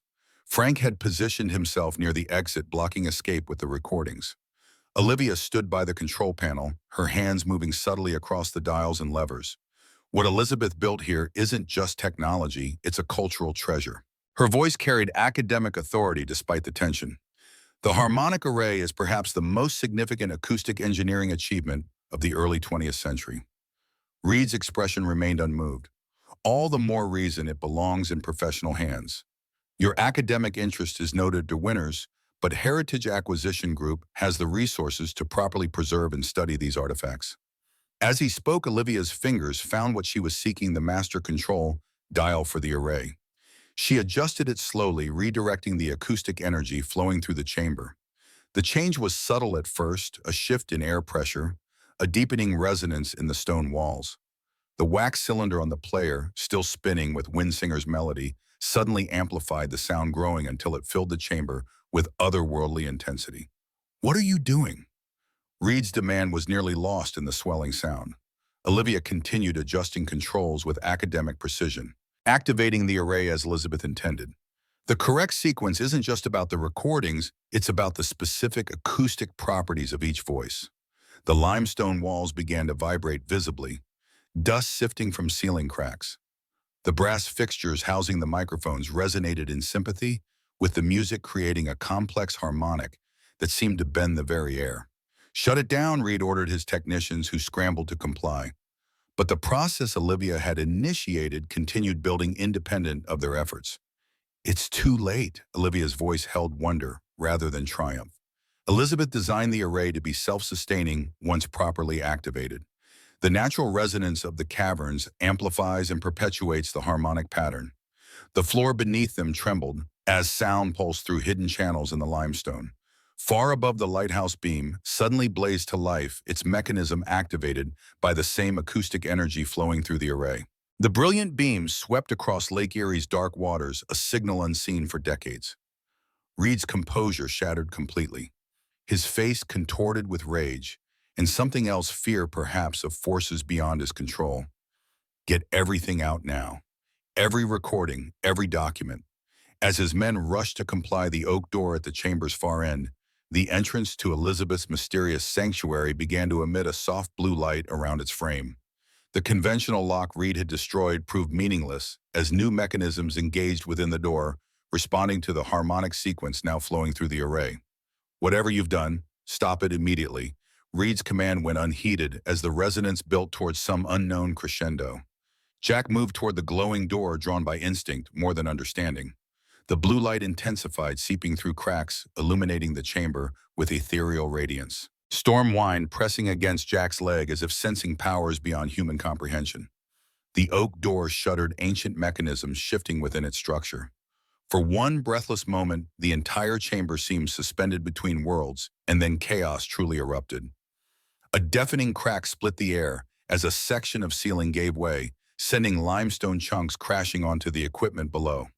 Reed's men abandoned their looting, scrambling toward the exit as dust filled the chamber. The control panel where Olivia stood sparked dangerously, forcing her to leap back.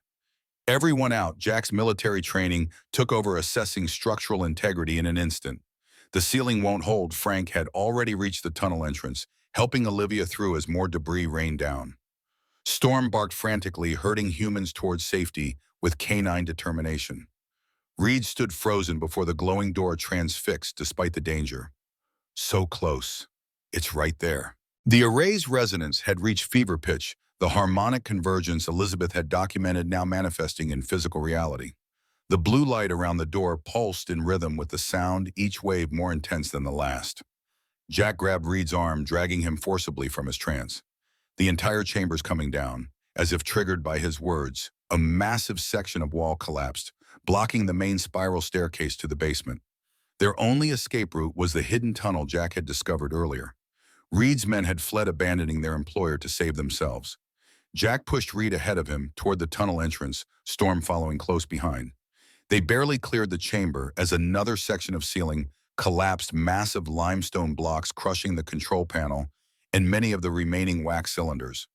The tunnel itself groaned under shifting pressures, ancient supports creaking ominously. They ran through darkness, Reed stumbling ahead, Jack calling encouragement to Frank and Olivia, who led the way.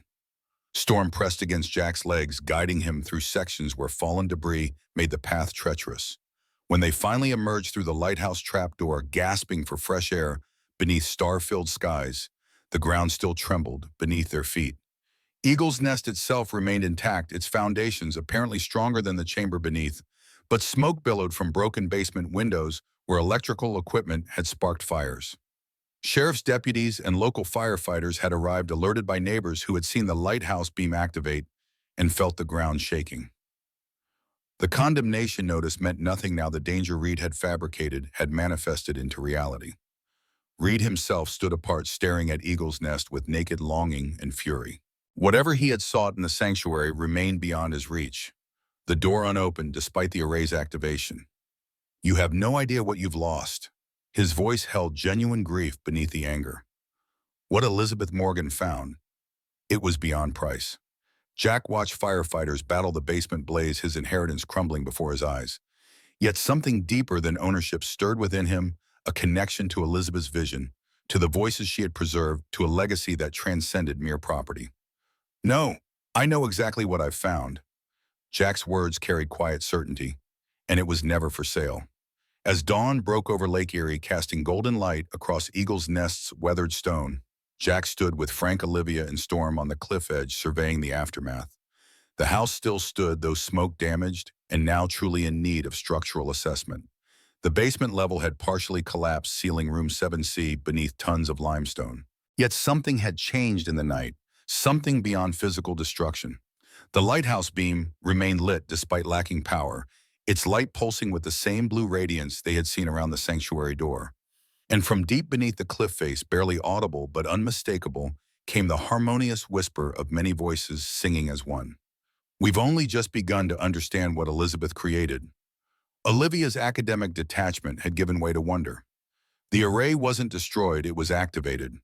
Whatever happens next was part of her design all along. Frank nodded, his weathered face solemn. William knew. That's why he kept this place empty all these years. He was waiting for the right person to inherit it, someone who would listen to the voices rather than exploit them. The full implications washed over Jack like the morning light. His father hadn't abandoned him after all, had perhaps seen something in him that neither Victor nor Diana possessed. The ability to hear what others couldn't. The willingness to protect rather than profit.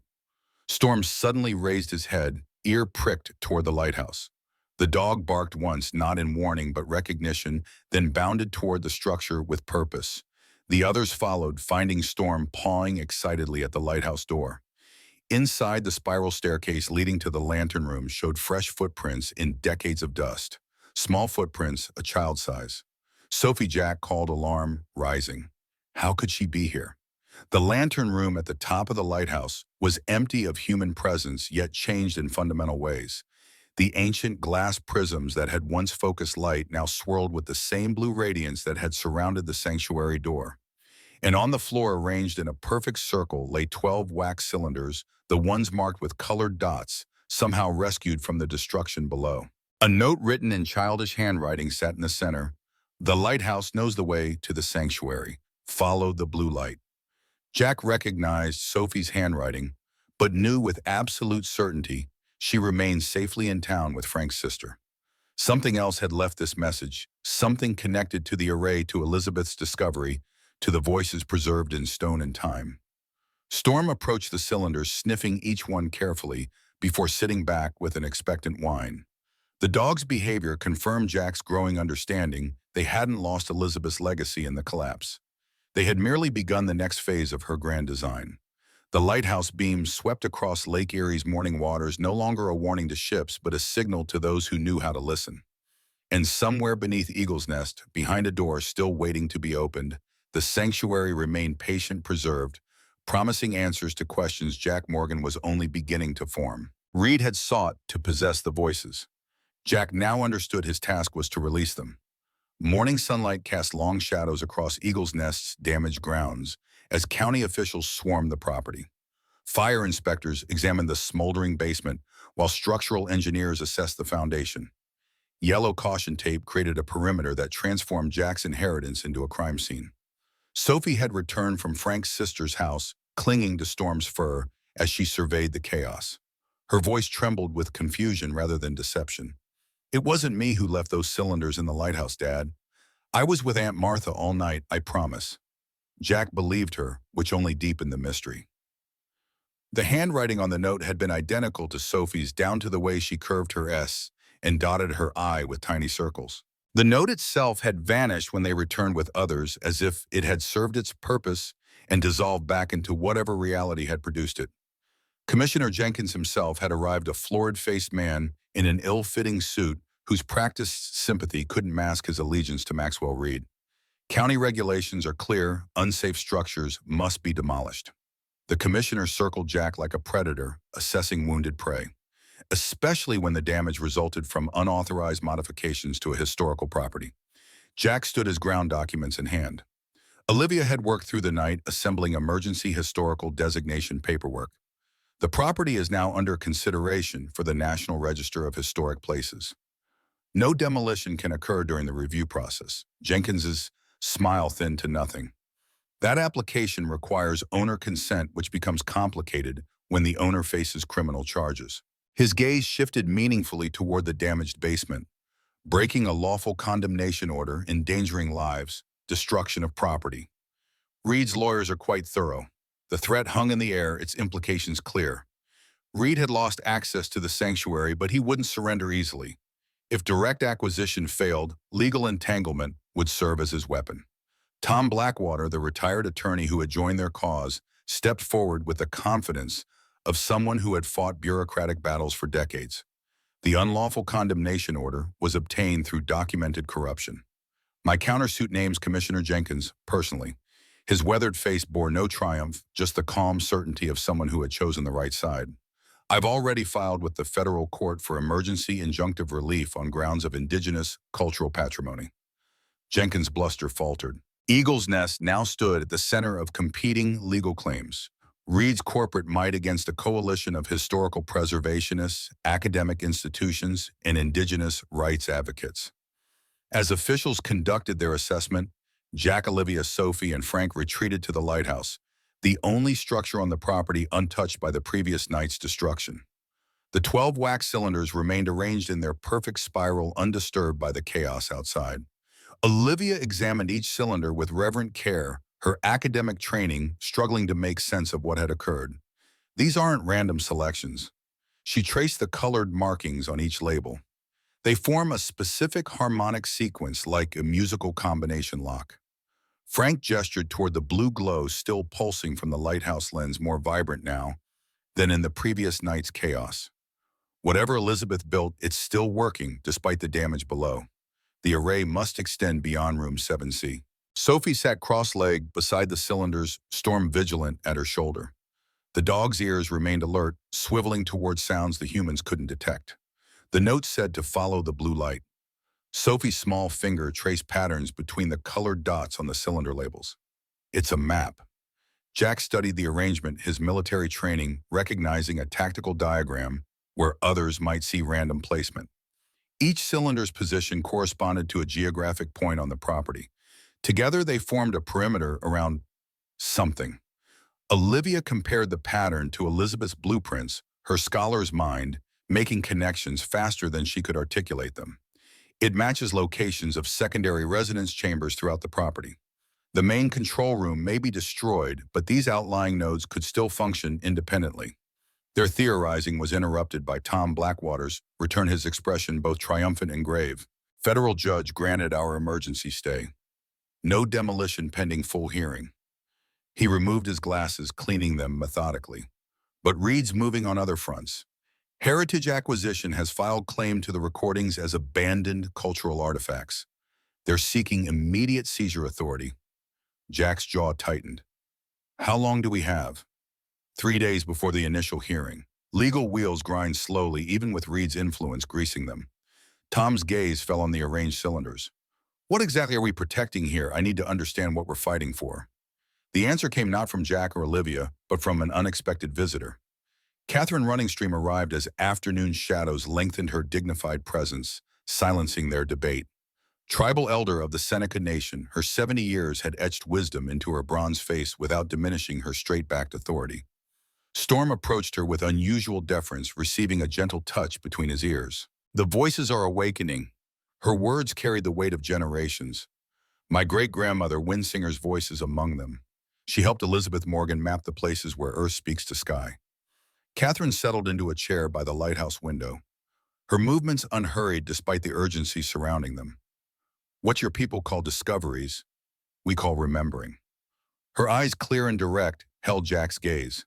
Elizabeth Morgan didn't build this technology alone. She worked alongside our knowledge keepers, combining her Western science with indigenous understanding of how land holds memory. Olivia leaned forward, academic skepticism wrestling with undeniable evidence.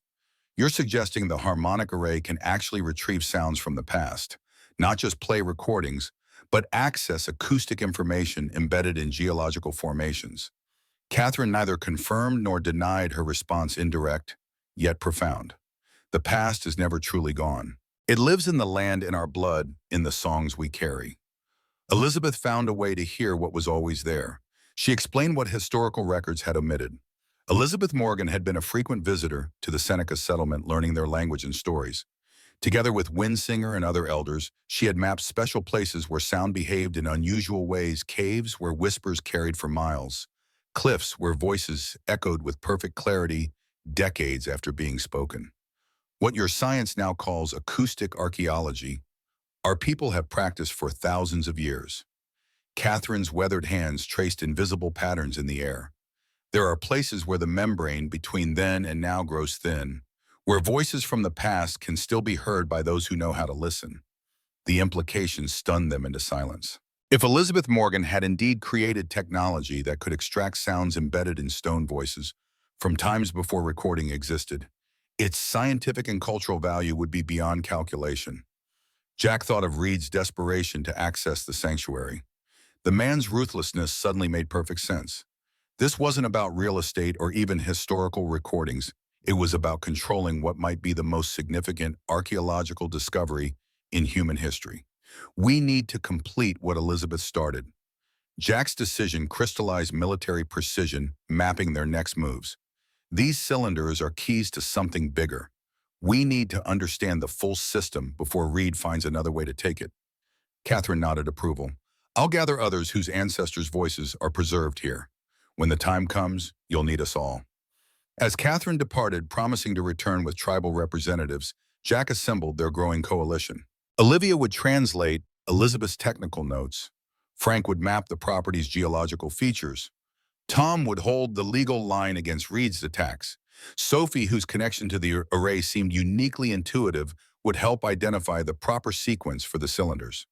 By nightfall, they had established headquarters in the lighthouse, converting its 3 levels into research stations, sleeping quarters, and strategic command center. The structure's isolation from the main house provided security, while its connection to the underground network gave them access to the array's surviving components. Reed's surveillance teams maintained a visible presence beyond the property line, black SUVs with tinted windows, occasionally visible figures with binoculars. The corporate predator was wounded, but still hunting, watching for any vulnerability. Jack established security protocols, leveraging military experience to create overlapping watches and emergency response plans. Storm proved invaluable, his canine senses detecting approaching strangers long before humans could. Sophie adapted to their lighthouse fortress with childlike resilience, transforming their mission into adventure rather than crisis. She arranged her sleeping bag in the lantern room beneath the pulsing blue light that seemed to respond to her presence with subtle intensity changes. That night, after Sophie had fallen asleep, Olivia joined Jack on the lighthouse balcony. Lake Erie stretched before them, a vast darkness, punctuated by distant lights of ships and stars reflected on black water. I've been analyzing Elizabeth's frequency charts. Olivia's scientific precision was tempered by growing wonder. These aren't just sound waves, they're mathematical representations of time itself. She constructed a 4-dimensional acoustic model decades before such concepts existed in mainstream physics. Jack watched Reed's men patrolling the perimeter, their flashlights probing eagles' nests' darkened windows. Reed knows exactly what's at stake. That's why he won't back off despite the legal obstacles. Whatever Elizabeth discovered, he believes it's worth any cost. Olivia hesitated, choosing words carefully. There's something else in her notes. References to temporal resonance and harmonic displacement. Language that wouldn't be used in acoustic science until the 1970s. It's almost as if her thought remained unfinished as Storm's alert bark cut through the night. Seconds later, Sophie's scream pierced the darkness, raw, terrified, utterly unchildlike. Jack bolted inside, taking stairs 3 at a time to the lantern room. Sophie sat upright in her sleeping bag, eyes wide with terror, Storm frantically licking her face in canine comfort. They were here, Dad. They were all here. Tears streamed down her cheeks. All the people from the recordings. They were singing, but then they started screaming. Jack held her trembling body, feeling her heart race against his chest. Just a nightmare, Bug. You're safe. But Sophie shook her head with vehement certainty. It wasn't a dream. They showed me something bad coming. Her small hands clutched Jack's shirt. They said we have to open the sanctuary before it's too late. Storm circled them restlessly, fur raised along his spine, sensing something beyond human perception. The lighthouse lens pulsed with intensified blue light, casting spectral patterns across the circular room. Most disturbing, the wax cylinders had rearranged themselves while they slept, no longer in a spiral, but forming a 5-pointed star pattern pointing toward Eagle's Nest's eastern tower. By morning, new allies had arrived. Catherine returned with 7 tribal elders, each representing families whose ancestors' voices had been recorded in Elizabeth's archive. They were joined by representatives from Finnish, Polish, and Irish cultural heritage groups, descendants of immigrants whose stories had been preserved on the wax cylinders. Sarah Runningbird, Catherine's granddaughter and Winsinger's direct descendant, knelt beside the star of cylinders, her trained musicologist's eye, recognizing patterns invisible to others. These aren't just recordings, they're parts of a larger composition. When played in proper sequence, they form a complete song. Eric Thompson, a barrel-chested construction foreman whose great-grandfather had been a Finnish miner, examined the lighthouse mechanism with professional interest. The lens isn't just projecting light, it's focusing acoustic energy. That's why it activated when the array was triggered. Jack coordinated their growing team military leadership, seamlessly directing civilians with diverse skills. Geological surveys revealed what Elizabeth's journals had documented: a network of limestone caverns beneath the property, naturally formed but artificially enhanced to create precise acoustic properties. Olivia established a research station in the lighthouse's middle-level computers, analyzing waveform patterns from the cylinders. Modern technology attempting to decode century-old acoustic engineering that somehow exceeded contemporary understanding. The coalition worked through the day, mapping, documenting, translating. Sophie moved between groups, her child's perspective often cutting through adult complexity to identify connections others missed. Her nightmare remained unspoken, but lingered in her watchful eyes and Storm's protective vigilance. As sunset approached, Catherine gathered them in the lantern room, her ceremonial authority creating a circle of focus amid the chaotic energy. The time has come to awaken the voices properly. Elizabeth Morgan built the machine, but our ancestors provided the knowledge that powers it. The assembled descendants formed a circle around the star of cylinders, each recognizing their family's contribution to the archive. Sarah prepared to play the recordings in the sequence Sophie had identified, using a modern device that would preserve the fragile wax originals. Before they could begin, Frank burst in, binoculars in hand. Reed's on the move. 3 vehicles just pulled up and they're unloading equipment. Jack moved to the balcony, military assessment, confirming the threat. Reed led at least 8 men, all carrying cases that suggested specialized equipment rather than conventional weapons. Most concerning was a vehicle towing what appeared to be a portable generator and drilling apparatus. He's going to try accessing the caverns directly. Jack's tactical mind mapped Reed's likely approach. The basement collapse sealed room 7C, but geological surveys would have shown 3 other entry points. Tom Blackwater was already on his phone contacting the federal judge who had granted their emergency stay. Sheriff's deputies were supposedly enforcing the court order, but their conspicuous absence suggested Commissioner Jenkins had recalled them. We can't wait for legal intervention. Jack gathered their core team, outlining options with military brevity. Reed's people will breach the cavern system within hours. Whatever Elizabeth designed the array to do, we need to activate it now. Catherine nodded agreement, ancestral authority, aligning with tactical necessity. The voices must return to the stone. Only then will the sanctuary reveal itself. Under Jack's direction, they established a defensive perimeter around the lighthouse, while Catherine, Sarah, and the other descendants prepared for the activation sequence. Storm patrolled the immediate grounds. Canine senses their early warning system against approaching intruders. Olivia coordinated the technical elements, her academic precision ensuring the wax cylinders would be played at exactly the right pitch and tempo. This has to be perfect. Elizabeth's notes indicate harmonic tolerance of less than 0.03 hertz. Any deviation disrupts the convergence pattern. As darkness fell, Reed's team began in operations at the cliff base, powerful lights illuminating their drilling preparations. The vibrations would soon disrupt the delicate limestone formations that form the array's natural components. Sophie stood at the lens, small hands pressed against glass still pulsing with blue energy. Her voice carried certainty beyond her years. We need to sing with them, not just play the recordings, add our own voices. Catherine's weathered face creased with recognition. The child understands. The array isn't meant to preserve the past, it's meant to connect it with the present. A bridge, not a museum. The ceremony began with a prayer in Seneca Catherine's voice calling to ancestors for guidance. Each descendant then took their position around the star pattern, ready to add their voice to their ancestors' recording. Sarah began the sequence playing Windsinger's Morning Lament through digital speakers. Unlike the hasty activation in Room 7C, this was deliberate, measured, reverential. The haunting melody filled the lighthouse familiar notes that had somehow traveled through time to become Amanda's lullaby to Sophie. Catherine joined her aged voice harmonizing with her great-grandmother's recording, creating overtones that seemed to vibrate at frequencies beyond normal hearing. The blue light intensified with each note pulsing in rhythm with their combined voices. Eric Thompson activated the next cylinder, his great-grandfather's Finnish mining song emerging from century-old wax. His family members added their voices, creating a layered harmony that bridged decades. Each successive recording built upon the previous, adding new tonal dimensions to the growing composition.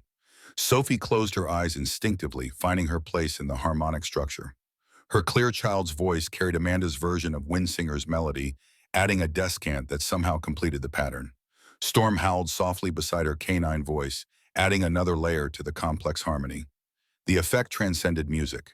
As voice layered upon voice past, merging with present, the lighthouse lens focused their combined energy into a concentrated beam that swept across the darkened property. Where it touched, blue light lingered, tracing patterns invisible, until that moment the full extent of Elizabeth Morgan's harmonic array revealed in luminous outline. Below, Reed's men paused in their drilling faces, upturned toward the supernatural display above. Reed himself stood transfixed, ambition momentarily eclipsed by wonder. Inside the lighthouse, the phenomenon intensified. The air itself seemed to vibrate with harmonic resonance, molecules dancing to frequencies that bridged centuries. The stone floor beneath them hummed with sympathetic energy, conducting their combined voices into the earth. And then came the response. From deep beneath Eagle's Nest, a chorus rose to meet theirs, hundreds of voices singing in perfect harmony, as if the land itself remembered every sound ever created upon it. Not recordings being played back, but actual voices emerging from stone and air and memory. The blue light coalesced into a solid beam that struck Eagle's Nest's eastern tower, illuminating a section of wall that had appeared solid and unremarkable in daylight. Now it glowed with the same ethereal radiance, revealing intricate patterns carved into limestone that had remained invisible for a century. Jack felt it before he saw it, the ground trembling, not from Reed's drilling, but from movement deep within the earth. Something ancient, awakening mechanisms dormant for decades now stirring to life. The voices reached crescendo, past and present singing as one, and Eagle's Nest responded. With a sound like distant thunder, a section of cliff face below the eastern tower slid aside, revealing a passage that had not existed moments before, or perhaps had always existed, merely hidden from conventional perception. The sanctuary. Sarah's whisper carried reverence and recognition. The place Elizabeth and Windsinger created together. Reed abandoned all pretense of legal authority, ordering his men toward the newly revealed entrance. Jack moved with military decisiveness, gathering their core team. We need to reach the sanctuary before Reed. If the array was designed to protect it, there must be internal access from the house or lighthouse. Olivia consulted Elizabeth's blueprints with renewed understanding. The Eastern Tower. There's a staircase shown that doesn't match the actual construction unless it exists in the same state as that cliff door, present but hidden. Jack completed her thought, already moving toward Eagle's Nest, with Sophie, Storm, Catherine, and Sarah following close behind. Frank, Tom, and the other descendants would maintain the harmonic convergence at the lighthouse, keeping the array active. They crossed the darkened grounds, blue light illuminating their path as if recognizing their purpose. The Eastern Tower's door, previously locked and weathered, now swung open at Sophie's touch, ancient hinges silent and smooth. Inside, transformation awaited. What had appeared as a small storage room during their initial exploration had expanded impossibly, revealing a spiral staircase descending into earth, its walls lined with the same luminous patterns now visible on the cliff face. Storm led the way, canine instincts undisturbed by physical impossibilities. Sophie followed, then Jack, Catherine, Sarah, and Olivia, each passing through the doorway into what seemed less architectural space than living memory given form. The staircase wound downward in perfect logarithmic spiral, each turn revealing acoustic properties that carried their footsteps not as echoes, but as musical notes. The deeper they descended, the more the boundary between built structure and natural formation blurred, limestone walls flowing into carved steps that might have been shaped by water or human hands or both. After what seemed both moments and eternity, the staircase opened into a vast circular chamber that stole their breath collectively. The sanctuary stood revealed at last, and its reality exceeded even Elizabeth's cryptic descriptions. Smooth limestone walls curved upward to form a perfect dome, its surface inlaid with quartz crystal that captured and amplified light into prismatic patterns. The chamber's floor featured concentric circles of different stone types, each ring corresponding to specific acoustic properties. At the center stood something that defied easy classification, neither machine nor monument, but incorporating elements of both.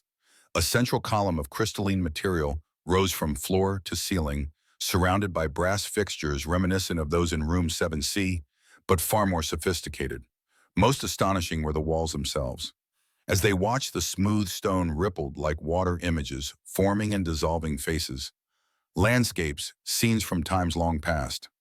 Not projected upon the surface, but emerging from within, as if the stone itself held memories that now flowed forth like water from a spring. Olivia circled the chamber's scientific discipline, battling with wonder. It's a visualization of acoustic information stored in the geological formation. She touched the wall reverently. Elizabeth found a way to extract and interpret sound vibrations preserved in stone. Catherine moved to the central column, recognition in her aged eyes. This is what our elders called the speaking stone, a place where past and present could converse. Most thought it metaphorical. Sophie approached the column without hesitation, Storm at her side. "Dad, look. The images are showing our family." On the rippling walls, scenes played out in silent testimony. Thomas Morgan constructing the first sections of Eagle's Nest, Elizabeth working alongside indigenous collaborators. Generations of the Morgan family in moments both mundane and significant. Most striking was a scene of William Morgan standing in this very chamber decades earlier, his typically stern face softened with something like reverence. Beside him stood a much younger Frank, and between them a small dark-haired boy Jack recognized with shock as himself at perhaps 5 years old. "I was here before." The memory surfaced from deep burial, his father bringing him to Eagle's Nest just once before their relationship fractured irreparably. The experience had faded from conscious recollection, but the sanctuary remembered. A new image formed on the wall, Amanda holding infant Sophie, singing the lullaby that connected past and present.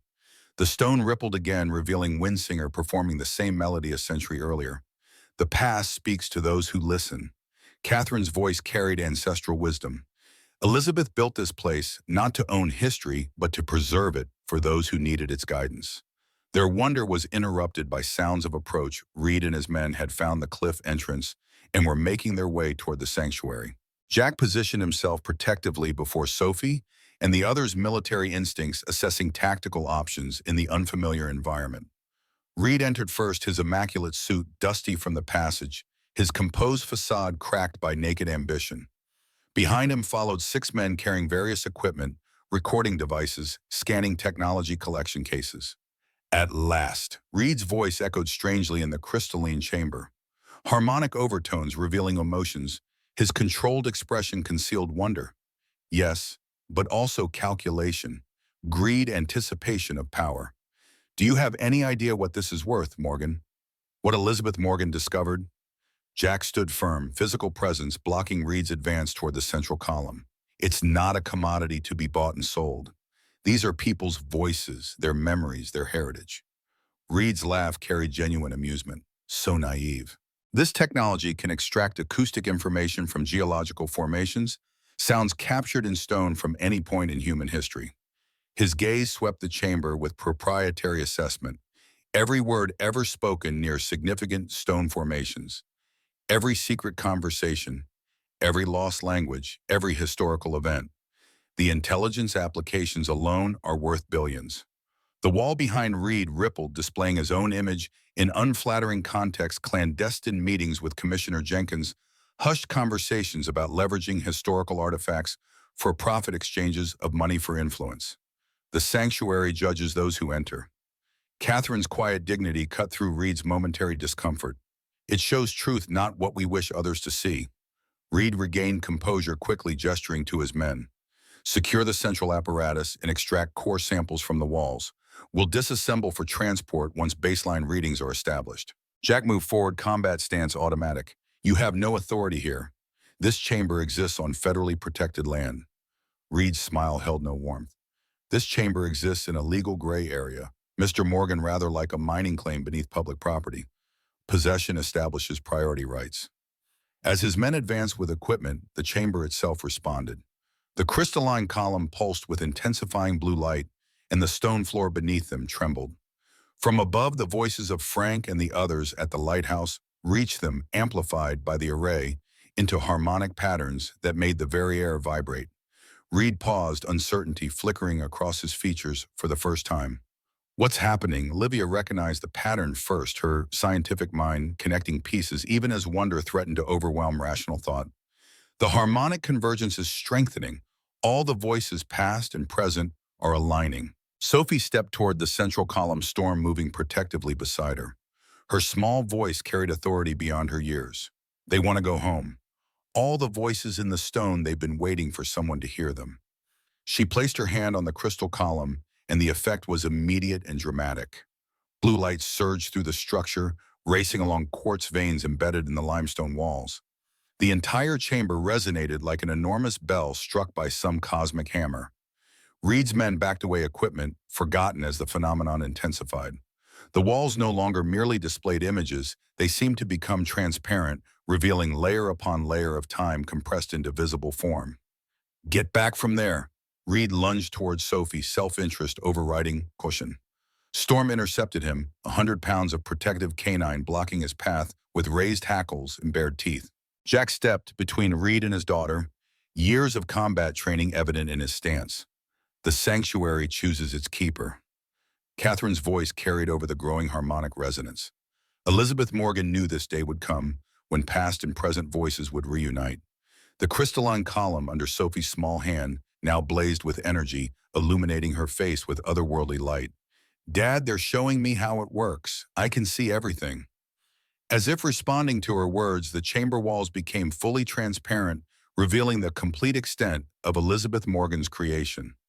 The harmonic array wasn't merely the apparatus in room 7C, or the lighthouse mechanism, it encompassed the entire property. Every stone in Eagle's Nest, every tree, every inch of ground had been positioned to create a vast instrument that captured and preserved the acoustic imprint of every voice it encountered. Most astonishing was the revelation of similar structures across Lake Erie's coastline, other properties with distinctive architectural features that from this new perspective clearly formed nodes in a network extending far beyond Eagle's Nest itself. She built a web across the entire Great Lakes region. Olivia's academic precision gave way to authentic wonder, not just to preserve indigenous and immigrant voices, but to create a permanent record of human experience that couldn't be erased or forgotten.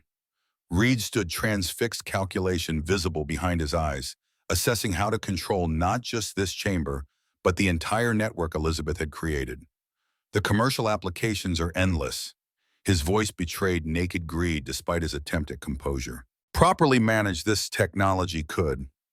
The chamber cut him off walls displaying scenes from Heritage Acquisition Group's history, indigenous artifacts removed from tribal lands, historical recordings locked in corporate vaults, cultural heritage transformed into private intellectual property. The true purpose of this place will never be yours. Jack's certainty came not from anger, but clarity. Elizabeth Morgan didn't build a technology to be owned, she built a legacy to be shared. As if triggered by his words, the harmonic resonance reached new intensity. The central column pulsed with energy that spread outward through the quartz veins, creating patterns that Sophie followed with instinctive understanding. They're saying thank you. Her childlike directness cut through mystery to essential truth. All the voices in the stone, they just wanted someone to remember them. She pressed her other hand to the column, completing some circuit invisible to adult perception. Storm howled a long, mournful sound that harmonized perfectly with the chamber's resonance. The effect transcended physical sensation. Every person in the sanctuary experienced a moment of perfect clarity, as if hearing every voice ever recorded by the array simultaneously, yet distinctly. Indigenous elders sharing wisdom, immigrant workers singing after long days, children laughing, mothers soothing languages, long forgotten, suddenly intelligible. Not recordings played back, but living presence, the essence of those voices preserved in stone and now released into conscious awareness of those who had come to listen. Reed staggered backward, overwhelmed by input his acquisitive mind couldn't process. His men dropped their equipment, some covering their ears, though the sound wasn't physically painful, merely too authentic, too honest for those who had come to exploit rather than honor. Catherine, Sarah, Olivia, and Jack remained steady, accepting the voices with reverence rather than resistance. Sophie stood at the center, small hands still pressed to the crystal column, becoming the conduit through which past flowed into present. The harmonic convergence reached crescendo, then transformed. The voices merged into a single unified frequency that resonated through bone and blood and memory. The stone walls rippled one final time, then settled into new configuration, no longer displaying random images, but organized information, categorical and accessible. An archive? Olivia understood immediately, her academic training providing framework for the miraculous. Not hidden or encoded, but available to anyone who comes with respect rather than exploitation. The central column dimmed gradually, releasing Sophie from its connection. She stepped back, Storm pressing supportively against her legs as she swayed slightly from the experience. They're free now. Her voice held both joy and weariness. They were trapped between then and now, but we helped them find their way home. Reed recovered enough to manage incredulous fury. What have you done? Do you have any idea of the value you've just... The chamber itself silenced him. The floor beneath his feet trembled in localized warning, stone rippling like water disturbed by malevolent presence. Catherine stepped forward, ancestral authority in every movement. The sanctuary has made its judgment. This place is not for those who would imprison voices, but for those who would amplify them. As if confirming her pronouncement, a new rumbling began, not threatening, but transformative. The passage Reed and his men had used to enter began sealing itself, limestone flowing like liquid to close the cliff entrance permanently. Reed's composure shattered completely. You can't trap us here. His men moved toward the closing exit with genuine panic. Jack gestured toward the spiral staircase through which they had entered. That way remains open for now. I suggest you take it. Reed hesitated, calculation warring with self-preservation. Finally, pragmatism prevailed. This isn't over, Morgan. Whatever's happened here can't remain hidden forever. Heritage Acquisition has resources beyond your imagination. Jack stood unmoved. So does the truth. When it's ready to be shared, it won't be owned by you or anyone else. Reed and his men departed up the spiral staircase, dignity abandoned. In their retreat, the sanctuary seemed to exhale as they left harmonic frequencies settling into peaceful resonance. Catherine approached the central column, aged hand tracing crystalline facets with reverent familiarity. Elizabeth and Winsinger knew this day would come when the voices would need to choose between remaining hidden or becoming accessible to all who truly listen. Olivia circled the chamber, academic excitement building as she recognized the organized nature of the information now displayed on the walls. It's a complete cultural archive, not just the voices Elizabeth recorded, but everything the array has absorbed since. Languages, songs, stories preserved with perfect fidelity. Sophie leaned against Jack suddenly, just an 8-year-old girl again and exhausted by experiences beyond her years. They said I'm supposed to learn how it works. Her voice carried both pride and trepidation. I have to help people find the voices they need to hear. Jack held her close, processing implications beyond immediate understanding. This place has chosen us as its keepers, not owners or controllers, but caretakers of something beyond conventional value. They ascended the spiral staircase, returning to Eagle's Nest proper as dawn broke over Lake Erie. The eastern tower, previously cramped and dusty, had transformed its interior, now matched Elizabeth's original blueprints, a functional workspace with access to the sanctuary below. Outside, Reed's vehicles had departed, leaving only disturbed earth at the cliff base where the entrance had sealed itself. The lighthouse continued pulsing with blue light, though softer now, its purpose fulfilled yet ongoing. Frank, Tom, and the descendants who had maintained the harmonic convergence greeted them with questions and wonder. Jack explained what the sanctuary had revealed Elizabeth Morgan's true legacy, not as technology to be exploited, but as living archive of human experience preserved for future generations. The legal battles that followed were fierce but ultimately decisive. Tom Blackwater led a team of attorneys who secured federal protection for Eagle's Nest under both historical preservation statutes and indigenous cultural heritage laws. Reed's attempts to claim the intellectual property rights over the harmonic array collapsed when the sanctuary's own recordings provided evidence of his corrupt dealings with local officials. Most damaging to Heritage Acquisition Group was the revelation that they had systematically suppressed cultural artifacts acquired from vulnerable communities, evidence that emerged from the company's own records after federal investigation. Commissioner Jenkins resigned in disgrace, facing corruption charges that ended his political aspirations. The transformation of Eagle's Nest took 2 years of dedicated work. The damaged sections had been rebuilt not to original specifications, but to Elizabeth Morgan's complete design, hidden details revealed by the sanctuary's archive and implemented by a coalition of skilled craftspeople. The western wing, previously collapsed, now housed a state-of-the-art cultural center where visitors could access portions of the acoustic archive through interfaces designed by Olivia and her academic colleagues.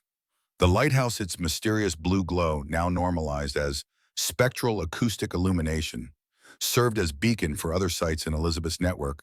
11 properties across the Great Lakes region, each containing nodes of the harmonic array that had activated after Eagle's Nest's awakening.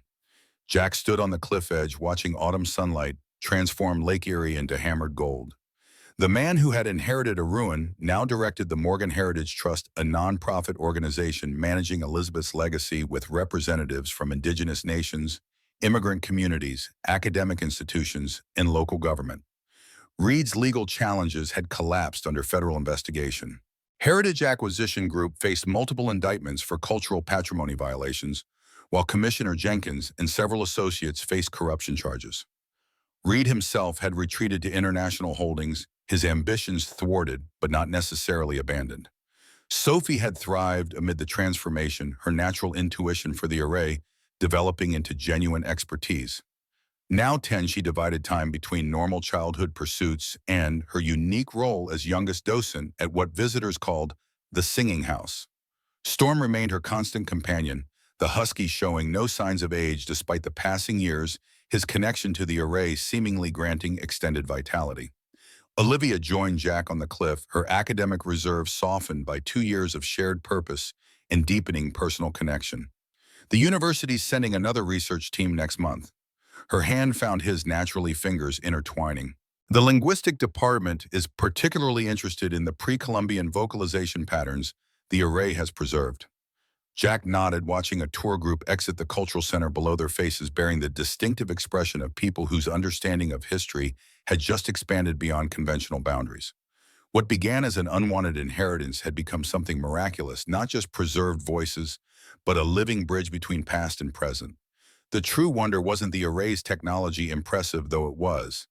The miracle lay in how it had transformed broken things into wholeness, a damaged house into living heritage, scattered descendants into community, isolated voices into chorus. Sophie's voice carried up from the garden where she was explaining Eagle's Nest's acoustic properties to visitors storm-keeping watchful eye nearby. Her confidence had grown with her responsibility, but she maintained the directness that had first connected her to the array. Architectural features that had seemed merely decorative now revealed as crucial components in Elizabeth's grand design. Jack remembered his first sight of Eagle's Nest crumbling, abandoned, seemingly worthless. The journey from reluctant inheritor to committed guardian hadn't been smooth or simple, but it had been right. William had known somehow that his youngest son possessed what his more ambitious children lacked the ability to truly listen. A small group of Seneca youth gathered near the lighthouse, their scheduled performance part of the Cultural Center's ongoing program. Sarah Runningbird led them in songs passed down through generations, their voices rising pure and strong in the clear autumn air. One melody stood out, the morning lament that Winsinger had recorded a century earlier, that Amanda had somehow learned and passed to Sophie, that had become the key to unlocking the sanctuary. The song completed its circle, returning to its originators, while carrying the harmonic imprint of every voice that had sung it since. Eagle's Nest received their voices as it had received countless others, not as passive recording, but as living contribution to an ever-expanding archive of human experience. Stone and wind and water transformed sound into memory, preserved not for profit or power, but for connection across time's inevitable boundaries. Jack watched his daughter move among the visitors, her inherited eyes, Amanda's eyes alight with purpose and joy. Storm padded beside her, alert and content, the dog's presence, a reminder of unexpected loyalties that transcended conventional understanding. Olivia squeezed Jack's hand, her scholarly mind still cataloging wonders after 2 years of daily discoveries. Each voice that enters the array creates new connections. Her words carried academic precision wrapped in genuine wonder. It's like watching a living neural network expand.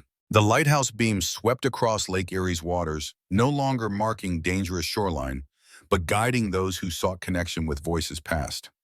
On clear nights, answering beams could be seen from other points along the coast, Elizabeth's network awakening node by node, century-old technology revealing itself when the world was finally ready to hear its message. What had begun as unwanted inheritance had become sacred trust. Jack Morgan, once adrift in grief and disconnection, now stood firmly anchored in purpose larger than himself. Not merely keeping Eagle's Nest, but being kept by it, guardian and guarded simultaneously. As dusk approached, Jack's gaze followed the lighthouse beam sweeping across darkening waters. To the north, a faint blue pulse answered from a distant shore, then another to the east. The network Elizabeth Morgan had created was awakening fully at last, node by node across the Great Lakes, creating connections that transcended conventional understanding of time and space. Sophie had once asked him if Amanda would have liked Eagle's Nest. The answer now seemed obvious in ways it hadn't before. She had already known it somehow, her lullaby carrying Winsinger's melody across generations, her spirit somehow connected to this place of memory and preservation. The voices continued their song, past harmonizing with present stone, remembering what flesh forgot, the invisible made visible through sound's transformative power. Harmonic convergence, not a single event, but ongoing process, gathering strength with each new voice that joined its ever-expanding chorus. Eagle's Nest stood renewed against the autumn sky, no longer crumbling relic, but living instrument. Its stone walls vibrated with accumulated resonance, not haunted by the past, but animated by it, transformed by willingness to listen to voices that time had nearly silenced. For Jack, the most profound revelation wasn't the technology or even the archive, but the simple truth Elizabeth Morgan had discovered a century earlier. The past is never truly gone. It lives in stone and sparkling in the invisible connections between those willing to listen. As night fell and stars emerged above Lake Erie, the lighthouse beam reached across the water, connecting Eagle's Nest to distant shores where answering lights flickered in harmonic recognition. Elizabeth's legacy awakened fully at last, not as technology to be exploited, but as invitation to be shared, connecting past and present through the simplest yet most profound human act, listening.